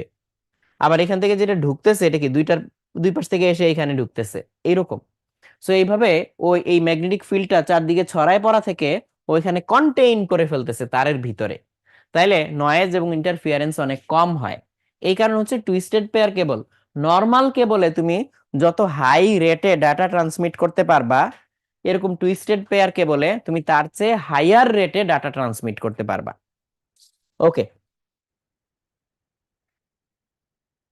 তামিম, হ্যাঁ, হ্যাঁ তামিম যেটা বলছে যে ফিজিক্স ক্লাস করে করে বইটার সাথে সাথে কনসাল্ট করলে ভালো হয়। যখন যেটা দেখতেছো, মানে যখন যে ক্লাসটা দেখতেছো, ক্লাসটা শেষ করে বইটা দেখলে ভালো হয়। নট অনলি ফর ফিজিক্স, এটার জন্য। ওকে, তাহলে টুইস্টেড পেয়ার বুঝছো কিনা এটা একটু বলো। টুইস্টেড পেয়ার কেন দরকার পড়লো? মজার ব্যাপার হচ্ছে, এখানে তোমার কিন্তু নতুন কিছু লাগতেছে না, যেই তার দিয়ে তুমি ডাটা পাঠাচ্ছ ওইটারই তুমি বেনির মতো মোচড়ায় দিচ্ছ, নাথিং এলস, তাতেই ইমপ্রুভমেন্ট হয়ে যায়। তাহলে এটা হচ্ছে টুইস্টেড পেয়ার কেবল।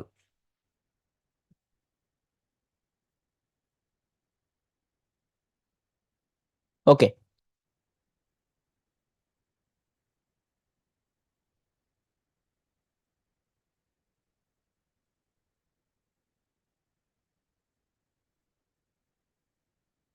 এখন আমাদের একটা টুইস্টেড পেয়ার কেবল আমরা যদি এরকম কাটি, তাহলে ভিতরে কিন্তু সিঙ্গেল একটা দেখা যায় না, এরকম অনেকগুলা পেয়ার দেখা যায়। হ্যাঁ, এরকম অনেকগুলা পেয়ার দেখা যায়, তিন চারটা পেয়ার এরকম দেখা যায়। তো নর্মালি হচ্ছে, মানে যেগুলা কমার্শিয়ালি অ্যাভেলেবল, ওগুলাতে হচ্ছে 4 জোড়া তার থাকে। কয় জোড়া? 4 জোড়া। তো এগুলার আবার ডিফারেন্ট ডিফারেন্ট কালার আছে। কালার অনুযায়ী, কালারটা কেন দরকার, কারণ তুমি 4 জোড়া তার দিছো না, তো এই পাশে এসে কোনটা কার সাথে কানেক্টেড, ওটা ওই পাশে গিয়ে কার সাথে কানেক্টেড থাকবে এটা বোঝার জন্য কালার কোডিং করে দেয়। তো এই জন্য এগুলোতে হচ্ছে রং থাকে বিভিন্ন রকমের। সো এই রং দেখে তুমি বুঝতে পারো যে কোনটা গিয়ে কার সাথে গিয়ে যোগ হবে। তো এই টুইস্টেড পেয়ার কেবল এটার ভিতর দিয়ে তোমার ডাটা ট্রান্সমিশনের রেট যদি বলতে চাও, তাহলে মোটামুটি 10 Mbps থেকে শুরু করে 1 Gbps পর্যন্ত হচ্ছে যাইতে পারে, বাট এর বেশি না। হাইয়ার রেটে ডাটা ট্রান্সমিট করলে এখানে হচ্ছে এফিসিয়েন্সি বরং কমে যায়, মানে হচ্ছে ডাটা লস বা ঝামেলা টামেলা এগুলো আরো বেশি হয়। সো নর্মাল কেবল যেটা তার চেয়ে বেশি রেটে তো ডাটা ট্রান্সমিট করতেই পারে, বাট খুব বেশি রেটে আবার ডাটা ট্রান্সমিট করতে পারে না। মোটামুটি 10 Mbps থেকে হচ্ছে 1 Gbps এর মধ্যে ও থাকতে পারে। তো এই কেবলগুলোর বিভিন্ন রকম ক্যাটাগরি আছে, হ্যাঁ। ওই বিভিন্ন রকম ক্যাটাগরি অনুযায়ী ভিতরে হচ্ছে কয়টা থাকে, কত মিটার লম্বা বা কত দূরে হচ্ছে ও ডাটা ট্রান্সমিট করতে পারে, এই জিনিসগুলো থাকে আর কি। ওকে।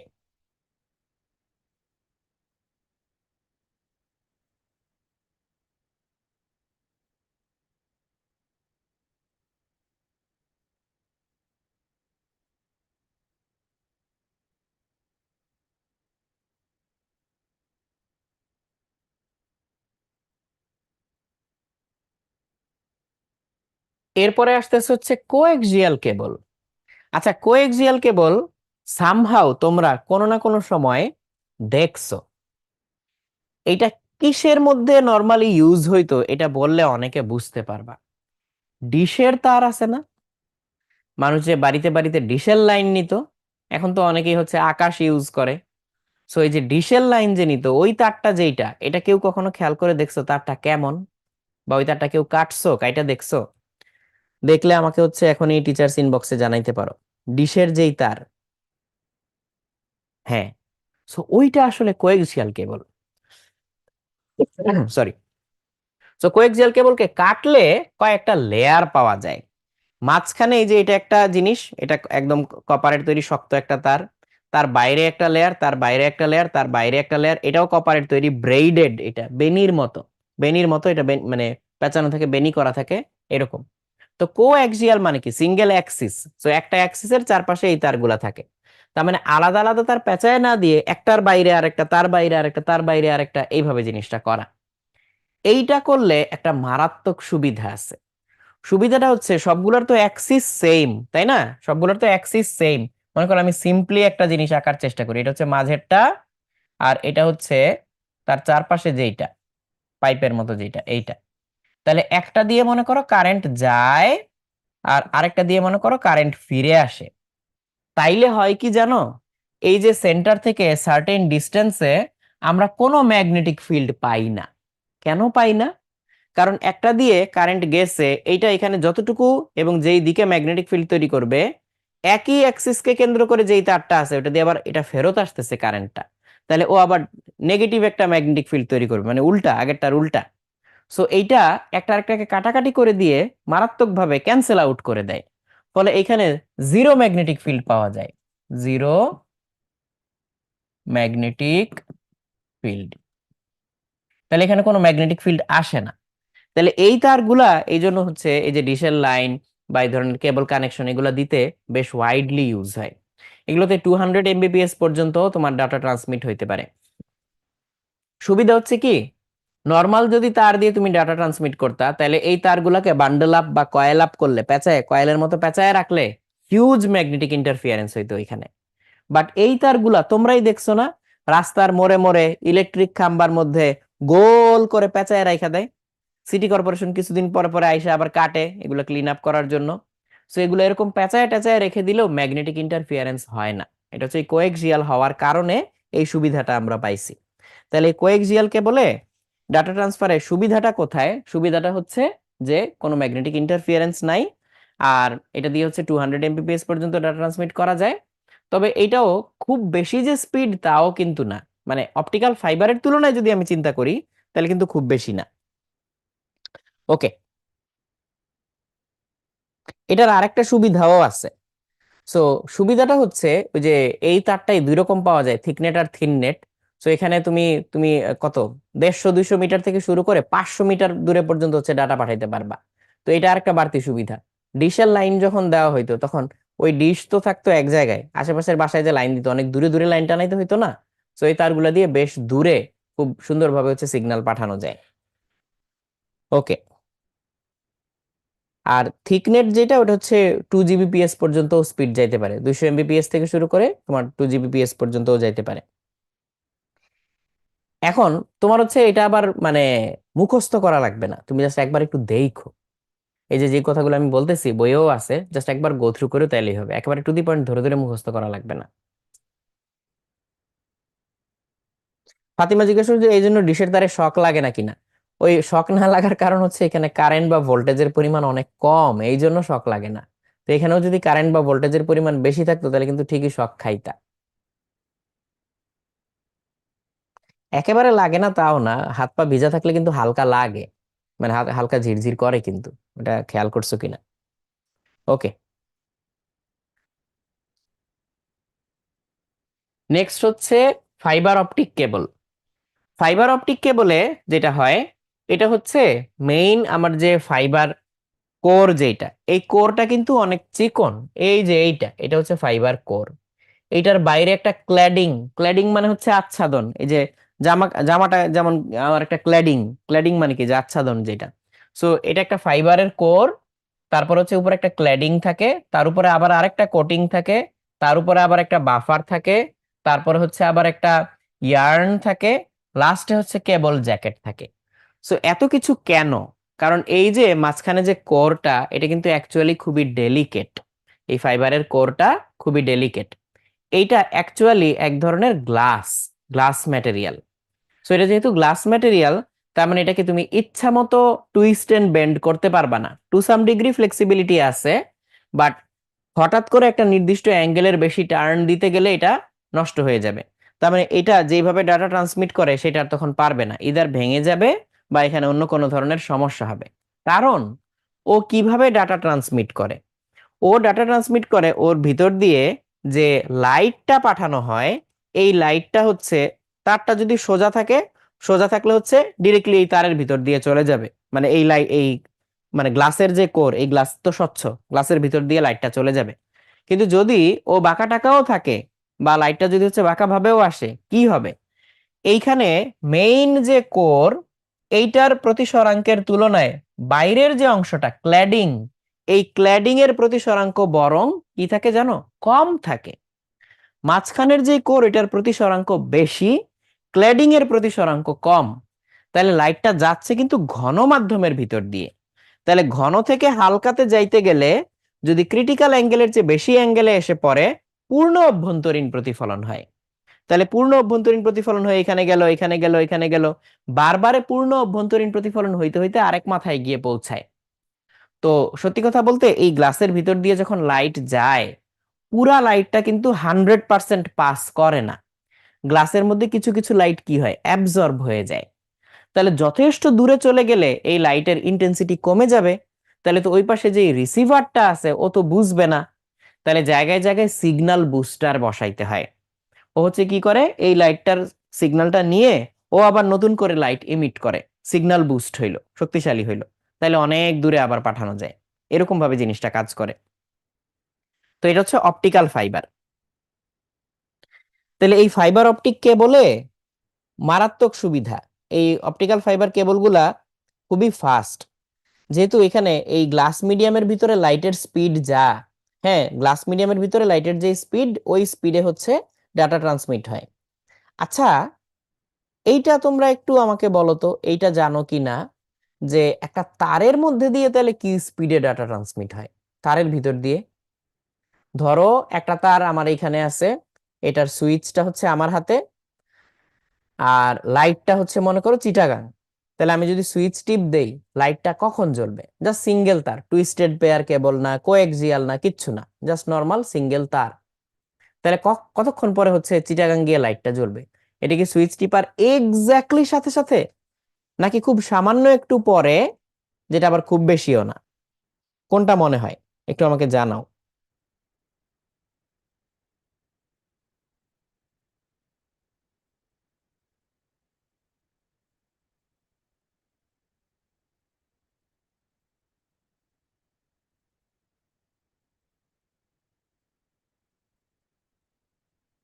ওকে,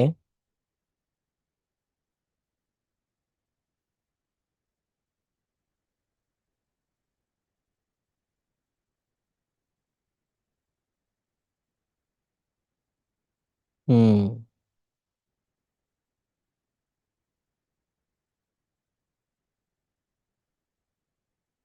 ঠিক আছে, মানে সামান্য পরে বলতে এক্স্যাক্টলি আসলে কতটুকু পরে? ধরো তারের ভিতর দিয়ে আমরা হচ্ছে যখন আসলে ইয়া করি, মানে সুইচ টিপি, তখন আসলে কি হয়? এনার্জিটা কি তারের মধ্যে দিয়ে গিয়ে লাইটটাকে জ্বালায়? তা কিন্তু না। এনার্জিটা আসলে হচ্ছে ইলেকট্রোম্যাগনেটিক ফিল্ড থেকে আসে। তাহলে আমরা যেই পাওয়ার ডিভাইসটা ইউজ করতেছি, ব্যাটারি হোক জেনারেটর হোক, সুইচটা অন করে সার্কিট ক্লোজ করলে ওই ডিভাইসটা হচ্ছে ইলেকট্রোম্যাগনেটিক ফিল্ডে এনার্জি দেয়। সরি। আর আমার লাইটটা হচ্ছে বা পুরা তারটা ইলেকট্রোম্যাগনেটিক ফিল্ড থেকে এনার্জিটা অ্যাবজর্ব করে। সো এখানে একটু টাইম লাগে, মানে সেইটা লাইটের স্পিডের চেয়ে একটু কমই হয়, কারণ আমি তো এখানে একটা মিডিয়াম ইউজ করতেছি। সো সামান্য একটু কম। তো এই কারণে বলতেছি যে ফাইবার অপটিক কেবলের ভিতরে একটা মিসকনসেপশন আছে, যে যেহেতু লাইট দিয়ে ডাটা ট্রান্সমিট হয়, এটা হচ্ছে তারের চেয়ে সবসময় ফাস্টার। এইটা কিন্তু না। হ্যাঁ, ও অনেক হাই রেটে ডাটা ট্রান্সমিট করতে পারে, true. Energy efficient, true. Electromagnetic interference নাই, হ্যাঁ সেটাও ট্রু, কারণ এখানে তো কারেন্ট যাচ্ছে না, আলো যাচ্ছে, সো ম্যাগনেটিক ফিল্ড তৈরিই হয় না, ইন্টারফিয়ারেন্স কোত্থেকে তৈরি হবে? সবই ট্রু। বাট এটাতে আলো দিয়ে ডাটা ট্রান্সমিট হয় বলে যে এটা ফাস্ট, তা কিন্তু না। কারণ শূন্যস্থানে আলোর যেই বেগ, তুমি একটা কপারের তার দিয়ে যদি হচ্ছে তুমি লাইট জ্বালাও, তাহলে অলমোস্ট কাছাকাছি এরকম হবে তোমার সুইচ টিপতে। যে সুইচ আর লাইট যত দূরে, মনে করো সুইচ আর ব্যাটারি তোমার কাছে আছে, সুইচ আর ব্যাটারি তোমার কাছে, লাইটটা একটু দূরে। তো তোমার এখান থেকে ওই পর্যন্ত আলো যাইতে যতটুকু সময় লাগবে, মোটামুটি হচ্ছে সুইচ টেপার ততক্ষণ পরে হচ্ছে লাইটটা জ্বলে। কিন্তু অপটিক্যাল ফাইবারে লাইটটা যায় কিসের ভিতর দিয়ে? গ্লাসের ভিতর দিয়ে। তো গ্লাসের তো রিফ্র্যাক্টিভ ইন্ডেক্স আছে, তাই না, প্রতিসরাঙ্ক আছে, যেটা একের উপরে। তাহলে এই রিফ্র্যাক্টিভ ইন্ডেক্স যদি মনে করো 2 এর কাছাকাছি হয়, তাহলে ওই গ্লাসের ভিতরে লাইটের স্পিড কিন্তু অর্ধেক, শূন্যস্থানে লাইটের স্পিডের অর্ধেক। সো লাইট দিয়ে পাঠানো হয় বলে এটা সবচেয়ে ফাস্টার তা না, অন্যান্য কিছু কনভেনিয়েন্সের কারণে এটা অ্যাকচুয়ালি ফাস্টার। সো এটা একটু তোমাদেরকে বললাম।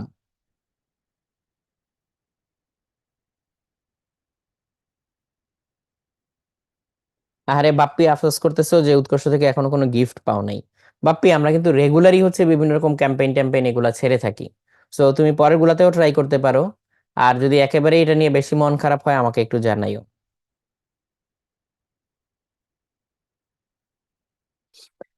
আর এসএসসি সায়েন্সের সাবজেক্টে গ্যাপ আছে। এটা হচ্ছে সজল জিজ্ঞেস করছো। সজল, তুমি একটা কাজ করতে পারো, তোমার এই রিকোয়ারমেন্ট এবং হচ্ছে এই নিডটা যেহেতু স্পেসিফিক, তুমি হচ্ছে কাস্টমার কেয়ারে এটা নিয়ে হচ্ছে একটা বিস্তারিত মেসেজ দিতে পারো। আর ওইখানে মেনশন করে দিও যাতে মেসেজটা আমাকে ডিরেক্টলি দেখায়। তাহলে এখানে তোমার জন্য হয়তো স্পেশাল কোনো ব্যবস্থা করা যাইতে পারে। ওকে। তাহলে অপটিক্যাল ফাইবারে বৈশিষ্ট্যটা কি, মূল জিনিসটা কি? মূল জিনিসটা হচ্ছে কারেন্ট দিয়ে আমরা সিগন্যাল পাঠাই না, লাইট দিয়ে পাঠাই। এটা তারের ভিতরে পূর্ণ অভ্যন্তরীণ প্রতিফলন হইতে হইতে এক মাথা থেকে আরেক মাথায় যায়। এটা হচ্ছে মেইন। সো অনেক লম্বা লম্বা দূরত্ব সে পাড়ি দিতে পারে মোস্ট ইফিসিয়েন্টলি। আচ্ছা, আর ডেটা কমিউনিকেশনের অন্য কিছু মিডিয়াম, রেডিও ওয়েভ, মাইক্রোওয়েভ আর ইনফ্রারেড, এইগুলা থেকে একটু পরে আসতেছি। আমরা অনেকক্ষণ টানা ক্লাস নিয়ে ফেলছি, বেশি লম্বা বিরতি নিব না, ছোট্ট একটা বিরতি। এখন 11টা 19 বাজে, 20ই ধরতে পারো। আমরা 11টা 30-এ ফিরে আসব। বিরতির পরে এই ওয়্যারলেস পার্টটা নিয়ে কথা বলবো।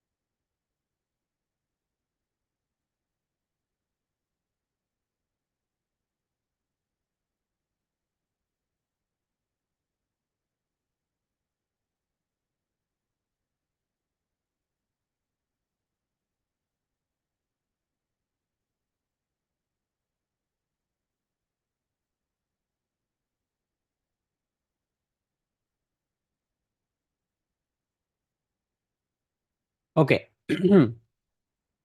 আচ্ছা, ডেটা কমিউনিকেশনের মিডিয়াম নিয়ে আমরা কথা বলতেছিলাম। আমরা তো ওয়্যার্ড মিডিয়াম গুলো বেশ কয়েকটা দেখছি, আর এখন হচ্ছে ওয়্যারলেস মিডিয়াম বা তারবিহীন। তো তারবিহীন মিডিয়াম গুলা দেখো তিনটা ভাগে ভাগ করা যায়। একটা হচ্ছে রেডিও ওয়েভ, মাইক্রোওয়েভ আর ইনফ্রারেড। তো তুমি যদি রেঞ্জের দিক থেকে বলো, অ্যাকচুয়ালি রেডিও ওয়েভের রেঞ্জ বা কত দূরে পাঠানো যায় সেটা অনেক বেশি, সবচেয়ে বেশি। শত শত কিলোমিটার দূরেও পাঠানো যায়। মাইক্রোওয়েভেও অনেক দূরে পাঠানো যায়, বাট রেডিও ওয়েভের তুলনায় মাইক্রোওয়েভে একটা অ্যাডভান্টেজও আছে, ডিসঅ্যাডভান্টেজও আছে। রেডিও ওয়েভে যেটা হয়, এটার ওয়েভ লেংথ গুলা অনেক বড় বড়। তো ওয়েভ লেংথ অনেক বড় থাকায় ওই উঁচু নিচু জায়গা, পাহাড় পর্বত, এগুলাতে রেডিও ওয়েভের খুব একটা সমস্যা হয় না। রেডিও ওয়েভ হচ্ছে এগুলা পার হয়ে চলে যেতে পারে। সো এই কারণে রেডিও ওয়েভ হচ্ছে অনেক দূরে ডাটা পাঠাইতে ভালো কাজ করে। কিন্তু অসুবিধা হচ্ছে একসাথে বেশি ডাটা পাঠানো যায় না, ডাটার হচ্ছে স্পিড ভালো না, অল্প করে ডাটা পাঠানো যায়। তাহলে সুবিধা কি? ডিরেক্ট লাইন অফ সাইট লাগে না, যে একদম যেই জায়গায় পাঠাবো ওই জায়গাটা কি আমার চোখে দেখতে হবে, না, রেডিও ওয়েভে সেটা করা লাগবে না। কিন্তু মাইক্রোওয়েভে আবার সেটা লাগে। যদি ঝড় বৃষ্টি হয়, ধুলাবালি হয়, এগুলোতে মাইক্রোওয়েভ কিন্তু বাধাগ্রস্ত হয়। সো মাইক্রোওয়েভে ডিরেক্ট লাইন অফ সাইটটা আবার ইম্পর্টেন্ট। কিন্তু সুবিধা হচ্ছে আবার হাই স্পিড ডাটা ট্রান্সফার করা যায়, অনেক ডাটা একসাথে ট্রান্সফার করা যায়। সো ট্রেড অফ আছে একটা। সো এখানে 3 কিলোহার্টজ থেকে 300 গিগাহার্টজ পর্যন্ত রেডিও ওয়েভ, আর 300 মেগাহার্টজ থেকে 300 গিগাহার্টজ পর্যন্ত এটা হচ্ছে মাইক্রোওয়েভ এখানে বলা। সো এটা আবার এক এক বইয়ে দেখবে হচ্ছে একটু এদিক সেদিক করে বলা আছে, এই জন্য এটা মুখস্থ করতে হবে না যে এক্স্যাক্টলি কত থেকে কত। সো তুমি জাস্ট জিনিসটা জেনে রাখো। আর ইনফ্রারেড হচ্ছে আরেকটু হাই ফ্রিকোয়েন্সি। তো সত্যি কথা বলতে, মানে যদি ফিজিক্সের পার্সপেক্টিভ থেকে বলি, এইটার ফ্রিকোয়েন্সি লো, এটার তার চেয়ে হাই ফ্রিকোয়েন্সি, এটা তার চেয়েও হাই ফ্রিকোয়েন্সি। এইটার যে হাই ফ্রিকোয়েন্সি হচ্ছে ভিজিবল লাইট, আমরা যেই লাইট চোখে দেখি। ইনফ্রারেড কিন্তু চোখে দেখি না, মাইক্রোওয়েভও দেখি না, রেডিও ওয়েভও দেখি না। রেডিও ওয়েভের মাধ্যমে হচ্ছে আমাদের মোবাইল কমিউনিকেশন হয়। মাইক্রোওয়েভের মাধ্যমে কি স্যাটেলাইট কমিউনিকেশন হয়, টেরেস্ট্রিয়াল বিভিন্ন কমিউনিকেশন হয়। টেরেস্ট্রিয়াল মানে ভূমি থেকে ভূমিতে, স্যাটেলাইট মানে হচ্ছে আমরা উপগ্রহে পাঠাই। আর ইনফ্রারেড হচ্ছে আরো ছোট জায়গায় বা হচ্ছে ক্লোজ রেঞ্জে হচ্ছে এটা কাজ করে। কেন? যার ফ্রিকোয়েন্সি যত বেশি, এই যে ফ্রিকোয়েন্সি যত বেশি, সে তত সহজে স্ক্যাটার্ড হয়ে যায়। পার্টিকেলে ধাক্কা খাইলে বা ধূলিকণা, পানি, এগুলোর জন্য হচ্ছে স্ক্যাটার্ড হয়ে যায়। তাহলে এটা বেশি স্ক্যাটার্ড হয়, এটা তার চেয়ে কম, এটা সবচেয়ে কম। এই জন্য দূরে পাঠানো যায়, কোনো ঝামেলা করে না। এটা হচ্ছে ঝামেলা করে ডিরেক্ট লাইন অফ সাইট না থাকলে, কারণ স্ক্যাটার্ড তো সে হয়। বা ডিরেক্ট লাইন অফ সাইট থাকলে বা চোখে দেখতে পারলে খুব ভালো কাজ করে। আর ইনফ্রারেড হচ্ছে আরো নিয়ার ফিল্ডে কাজ করে, ছোট জায়গায়। যেমন আমরা যে টিভি বা এসির যে রিমোট ইউজ করি, এটা কিন্তু ইনফ্রারেড। তোমরা অনেকে দেখো নাই, অনেকে বলতে তোমরা কেউই হয়তো দেখো নাই, আগেকার যুগে বিভিন্ন মোবাইল ফোনের মধ্যে ইনফ্রারেড কমিউনিকেশনের জন্য একটা ছোট্ট পোর্ট থাকতো। দুইটা মোবাইলের ওই পোর্ট দুইটা, মনে করো এটা একটা, এটা একটা। সো এটার এখানে একটা একটা ইনফ্রারেড ডায়োড আছে, এখানে মনে করো একটা রিসিভার আছে। এরকম কাছাকাছি ধরে ইনফ্রারেডের মাধ্যমে হচ্ছে ডাটা ট্রান্সমিট করা যাইতো। এক্সট্রিমলি স্লো, কিন্তু কাজ করতো। তো আমার অনেক পুরনো একটা নোকিয়ার মোবাইল ছিল, যেখানে হচ্ছে ইনফ্রারেড দিয়ে ডাটা ট্রান্সমিট করা যাইতো। ওখানে একটা আইআর ডায়োড ছিল। ওইরকম আরেকটা মোবাইল যেটাতে আইআর রিসিভার আছে, সেখানে সামনাসামনি ধরলে ইনফ্রারেড পোর্ট, তখন হচ্ছে একটা থেকে আরেকটা ডাটা ট্রান্সফার করা যেত জাস্ট ইনফ্রারেড দিয়ে। ব্লুটুথের চেয়েও স্লো, ওয়াইফাই ওয়াইম্যাক্স এগুলোর চেয়ে তো স্লো বটেই, বাট স্টিল এটা কাজ করতো। সো যেই রিমোট আমরা ইউজ করি টিভি বা এসি এগুলা চালানোর জন্য, সেই একই মেকানিজম দিয়ে চাইলে হচ্ছে বড় বড় ফাইল ট্রান্সফার করা যাইতো। এই হচ্ছে ব্যাপার। তো এই জন্য এগুলো অনেক কাছাকাছি কাজ করে ব্লুটুথটা। এই যে বাপি বলতেছে নোকিয়া ফোনে। হ্যাঁ। সো এরকম করা যাইতো আর কি। তাহলে এটা হচ্ছে অল্প দূরত্ব, এটা হচ্ছে বেশি দূরত্ব এবং হাই স্পিড। এটা অনেক বেশি দূরত্ব কিন্তু লো স্পিড। এইভাবে হচ্ছে ওয়্যারলেস ট্রান্সমিশন করা যায়। ওকে, এটা একটা জিনিস। আর আরেকটা হচ্ছে, এই যে এগুলো যে আমি এখানে রাখছি, বইয়ে দেখবা এই তিনটার মধ্যে ছক আকারে পার্থক্যগুলো দেওয়া আছে, তুলনা। ওই তুলনাটা জাস্ট একবার চোখ বুলায় যাবা। আর আরেকটা জিনিস হচ্ছে মাইক্রোওয়েভের মধ্যে আবার ভাগ আছে কিন্তু, টেরেস্ট্রিয়াল আর হচ্ছে স্যাটেলাইট।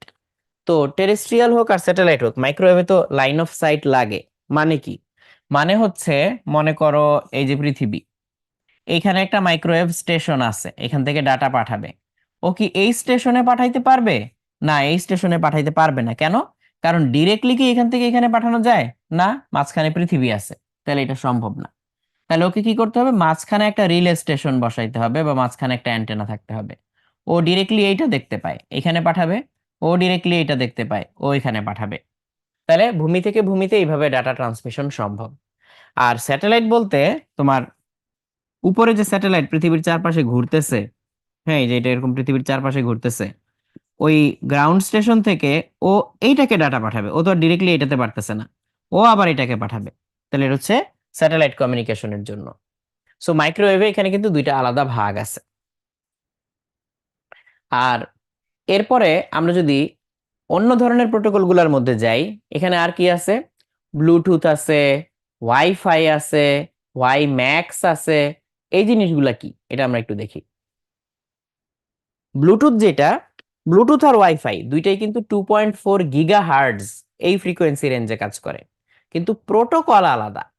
দুইটারই ফ্রিকোয়েন্সি রেঞ্জ কেমন? 2.4 GHz। অবশ্য ওই যে তুমি ওই যে যদি ইয়া ওয়াইফাই কিন্তু হচ্ছে তোমার 5 GHz আবার ইউজ করা হয়।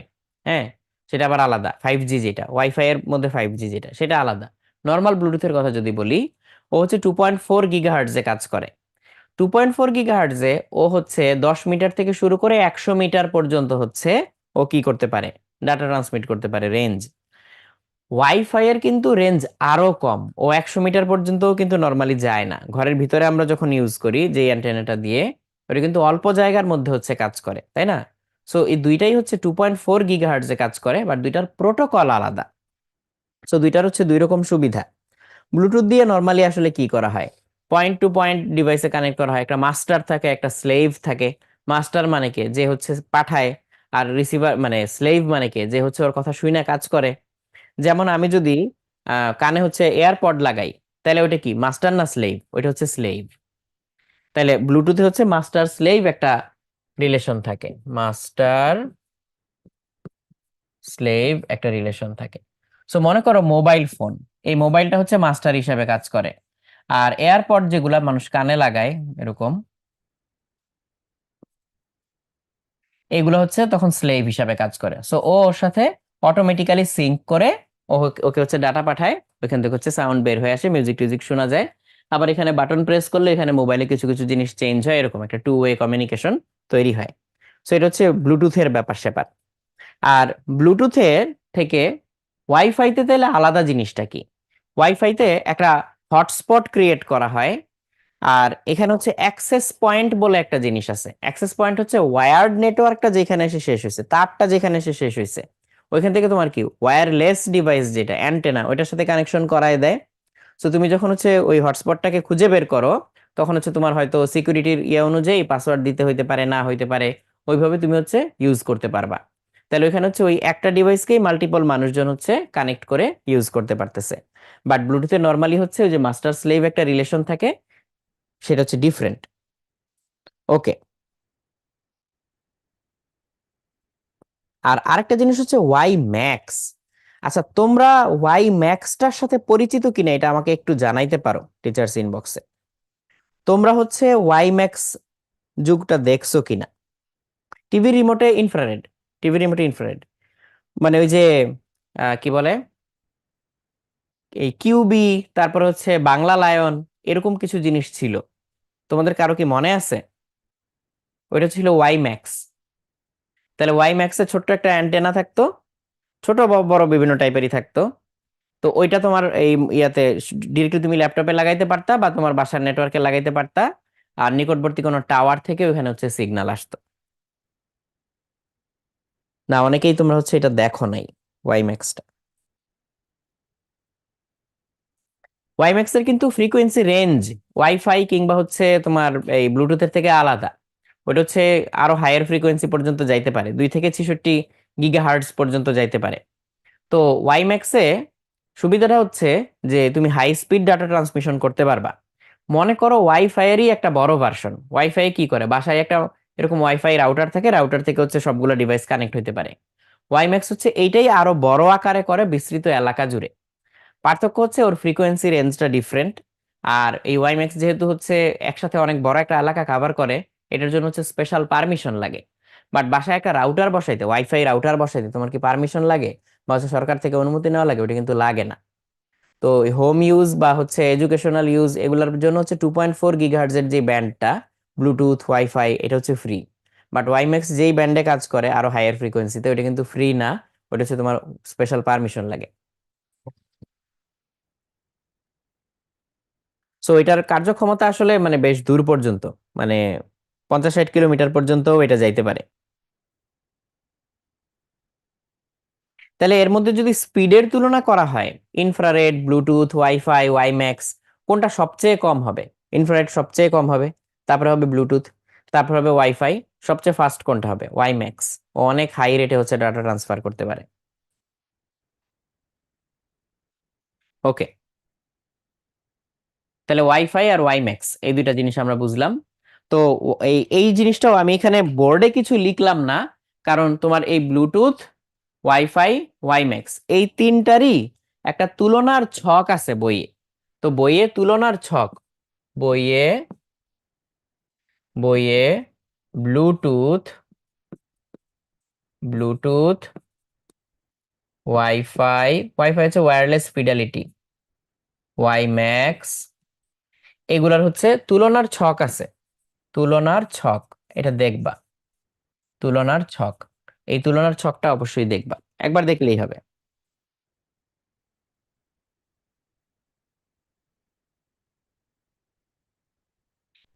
তামিম খেয়াল করছে যে আমাদের বালু ঘড়ি শেষ হয়ে গেছে, এটা উল্টায় দিতে হবে। যা উল্টায় দিলাম। ও উল্টায় দিলেও থাকতেছে না, না? এই তো এখন স্টেবল হয়েছে। ধন্যবাদ তামিম। তুমি এত দূর থেকে এটা খেয়াল করলা কেমনে? আর এরপরে হচ্ছে এখানে একটা তুলনা আছে, যে ব্লুটুথ, ওয়াইফাই এবং ওয়াইম্যাক্স এর মধ্যে কয়েকটা বিষয়ে তুলনা করা হয়েছে। সো ফ্রিকোয়েন্সি গুলা তুলনা করা হয়েছে, স্পিড তুলনা করা হয়েছে, রেঞ্জ তুলনা করা হয়েছে, আর এটা কোন নেটওয়ার্ক গুলাতে ইউজ করে এটা করা হয়েছে। তোমাদের এখান থেকে যেটা লাগবে সেটা হচ্ছে এই যে এই অ্যাক্রোনিম গুলা, এগুলার মিনিং কি এটা জানা লাগবে। তোমরা কেউ কি ওয়াই ম্যাক্স এর পুরো মিনিংটা জানো? ওয়াই ম্যাক্স এর পুরো মিনিংটা?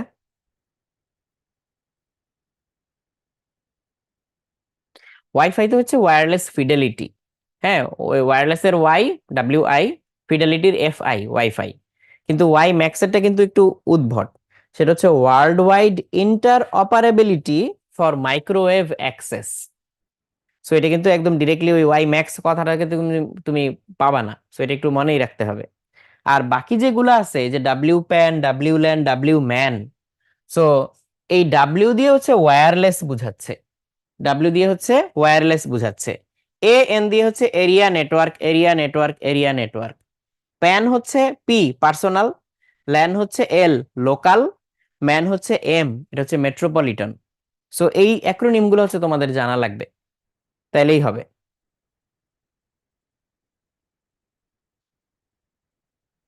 যেমন এই যে ডাব্লিউ প্যান, যেটা শুধু প্যান যদি বলতো তাহলে তুমি কি বলতা? Personal area network. W PAN বললে ওয়্যারলেস। সেটা কেমন? এটা আমরা কিন্তু অহরহই ইউজ করি। মনে করো আমার ল্যাপটপের সাথে আমার যে ডিজিটাল ক্যামেরা, ছবি তুলছি আমি ওয়্যারলেসলি কানেক্টেড রাখতেছি বা ডাটা ট্রান্সমিট করতেছি, তাহলে এটা কিন্তু প্যানের মধ্যে পড়ে। আমাদের অনেকের ওয়্যারলেস প্রিন্টার আছে। আমি যদি এখন এই ল্যাপটপ থেকে, এটাতে কোনো তার লাগানো নাই, এখান থেকে প্রিন্ট দেই, আমার অফিসে অন্য কোনো একটা জায়গায় হচ্ছে একটা প্রিন্টার থেকে প্রিন্ট আউট বের হবে। সো এটা হচ্ছে পার্সোনাল এরিয়া নেটওয়ার্ক। এটা ওয়্যার্ড হইতে পারে, ওয়্যারলেস হইতে পারে। ওয়্যারলেস হইলে ডাব্লিউ থাকবে, নাইলে হচ্ছে শুধু প্যান। আর ওয়্যারলেস লোকাল এরিয়া নেটওয়ার্ক, যেটা ডাব্লিউ ল্যান, শুধু ল্যান মানে কি? কোন একটা মডেমের সাথে আমার পিসি গুলা ওয়্যার দিয়ে কানেক্টেড, ওটা হচ্ছে ল্যান। আর যদি হচ্ছে এটা ওয়্যারলেসলি কানেক্টেড থাকে, তাহলে সেটা হচ্ছে ডাব্লিউ ল্যান। সো এই হচ্ছে পার্থক্য। তো এই যে আমরা ওয়াইফাইটা ইউজ করতেছি, এটা কিন্তু কাইন্ড অফ ডাব্লিউ ল্যান হিসেবে বলা যায়। আর ডাব্লিউ ম্যান যেটা, ওয়্যারলেস মেট্রোপলিটন এরিয়া নেটওয়ার্ক, তার মানে এখানে আরো ওয়াইডার রেঞ্জ জুড়ে তুমি কাজ করতেছো। সো একটা এরকম বড় বেস স্টেশন থাকবে বা এখান থেকে একটা অ্যান্টেনা থেকে তোমার এই এরিয়াগুলোতে হচ্ছে এই কানেকশনটা হবে।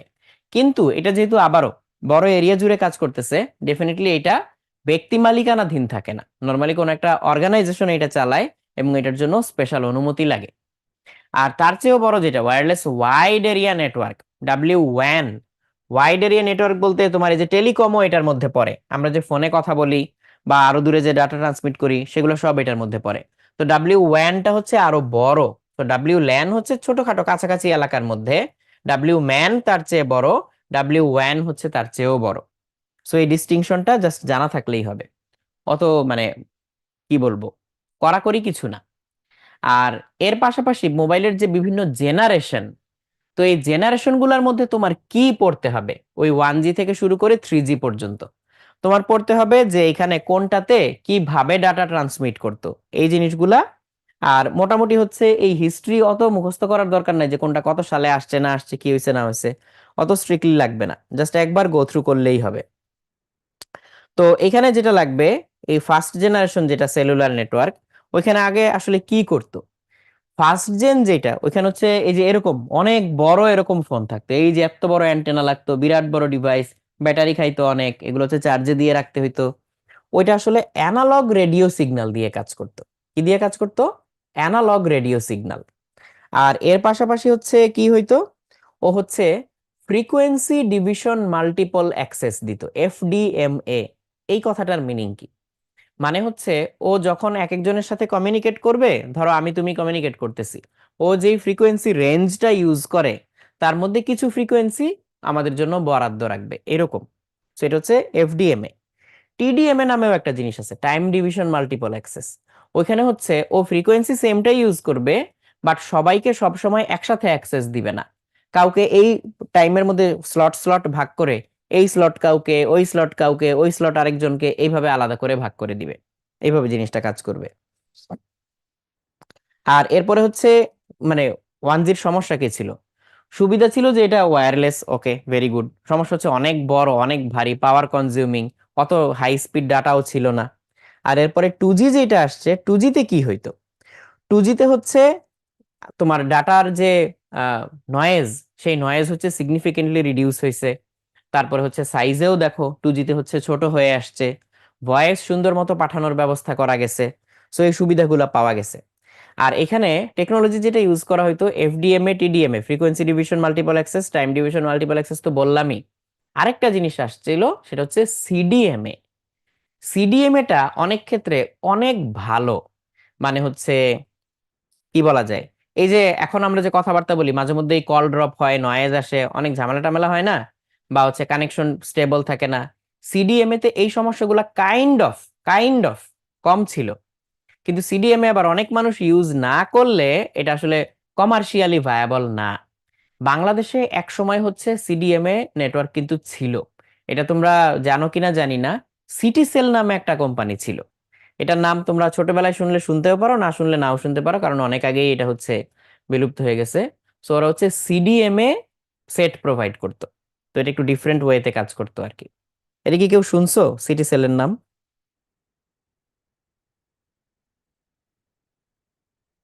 তোমাদের শোনার কথা না আসলে, এটা অনেক আগের কথা। এই যে বাপি বলছে যে না ভাই শুনি নাই।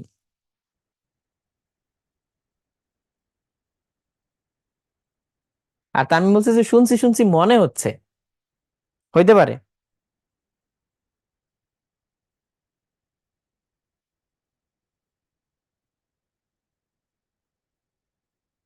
ওকে, এরপরে 4G আর 5G। 4G তো এখন চলতেছে, 5Gটা হচ্ছে একেবারে লেটেস্ট টেকনোলজি।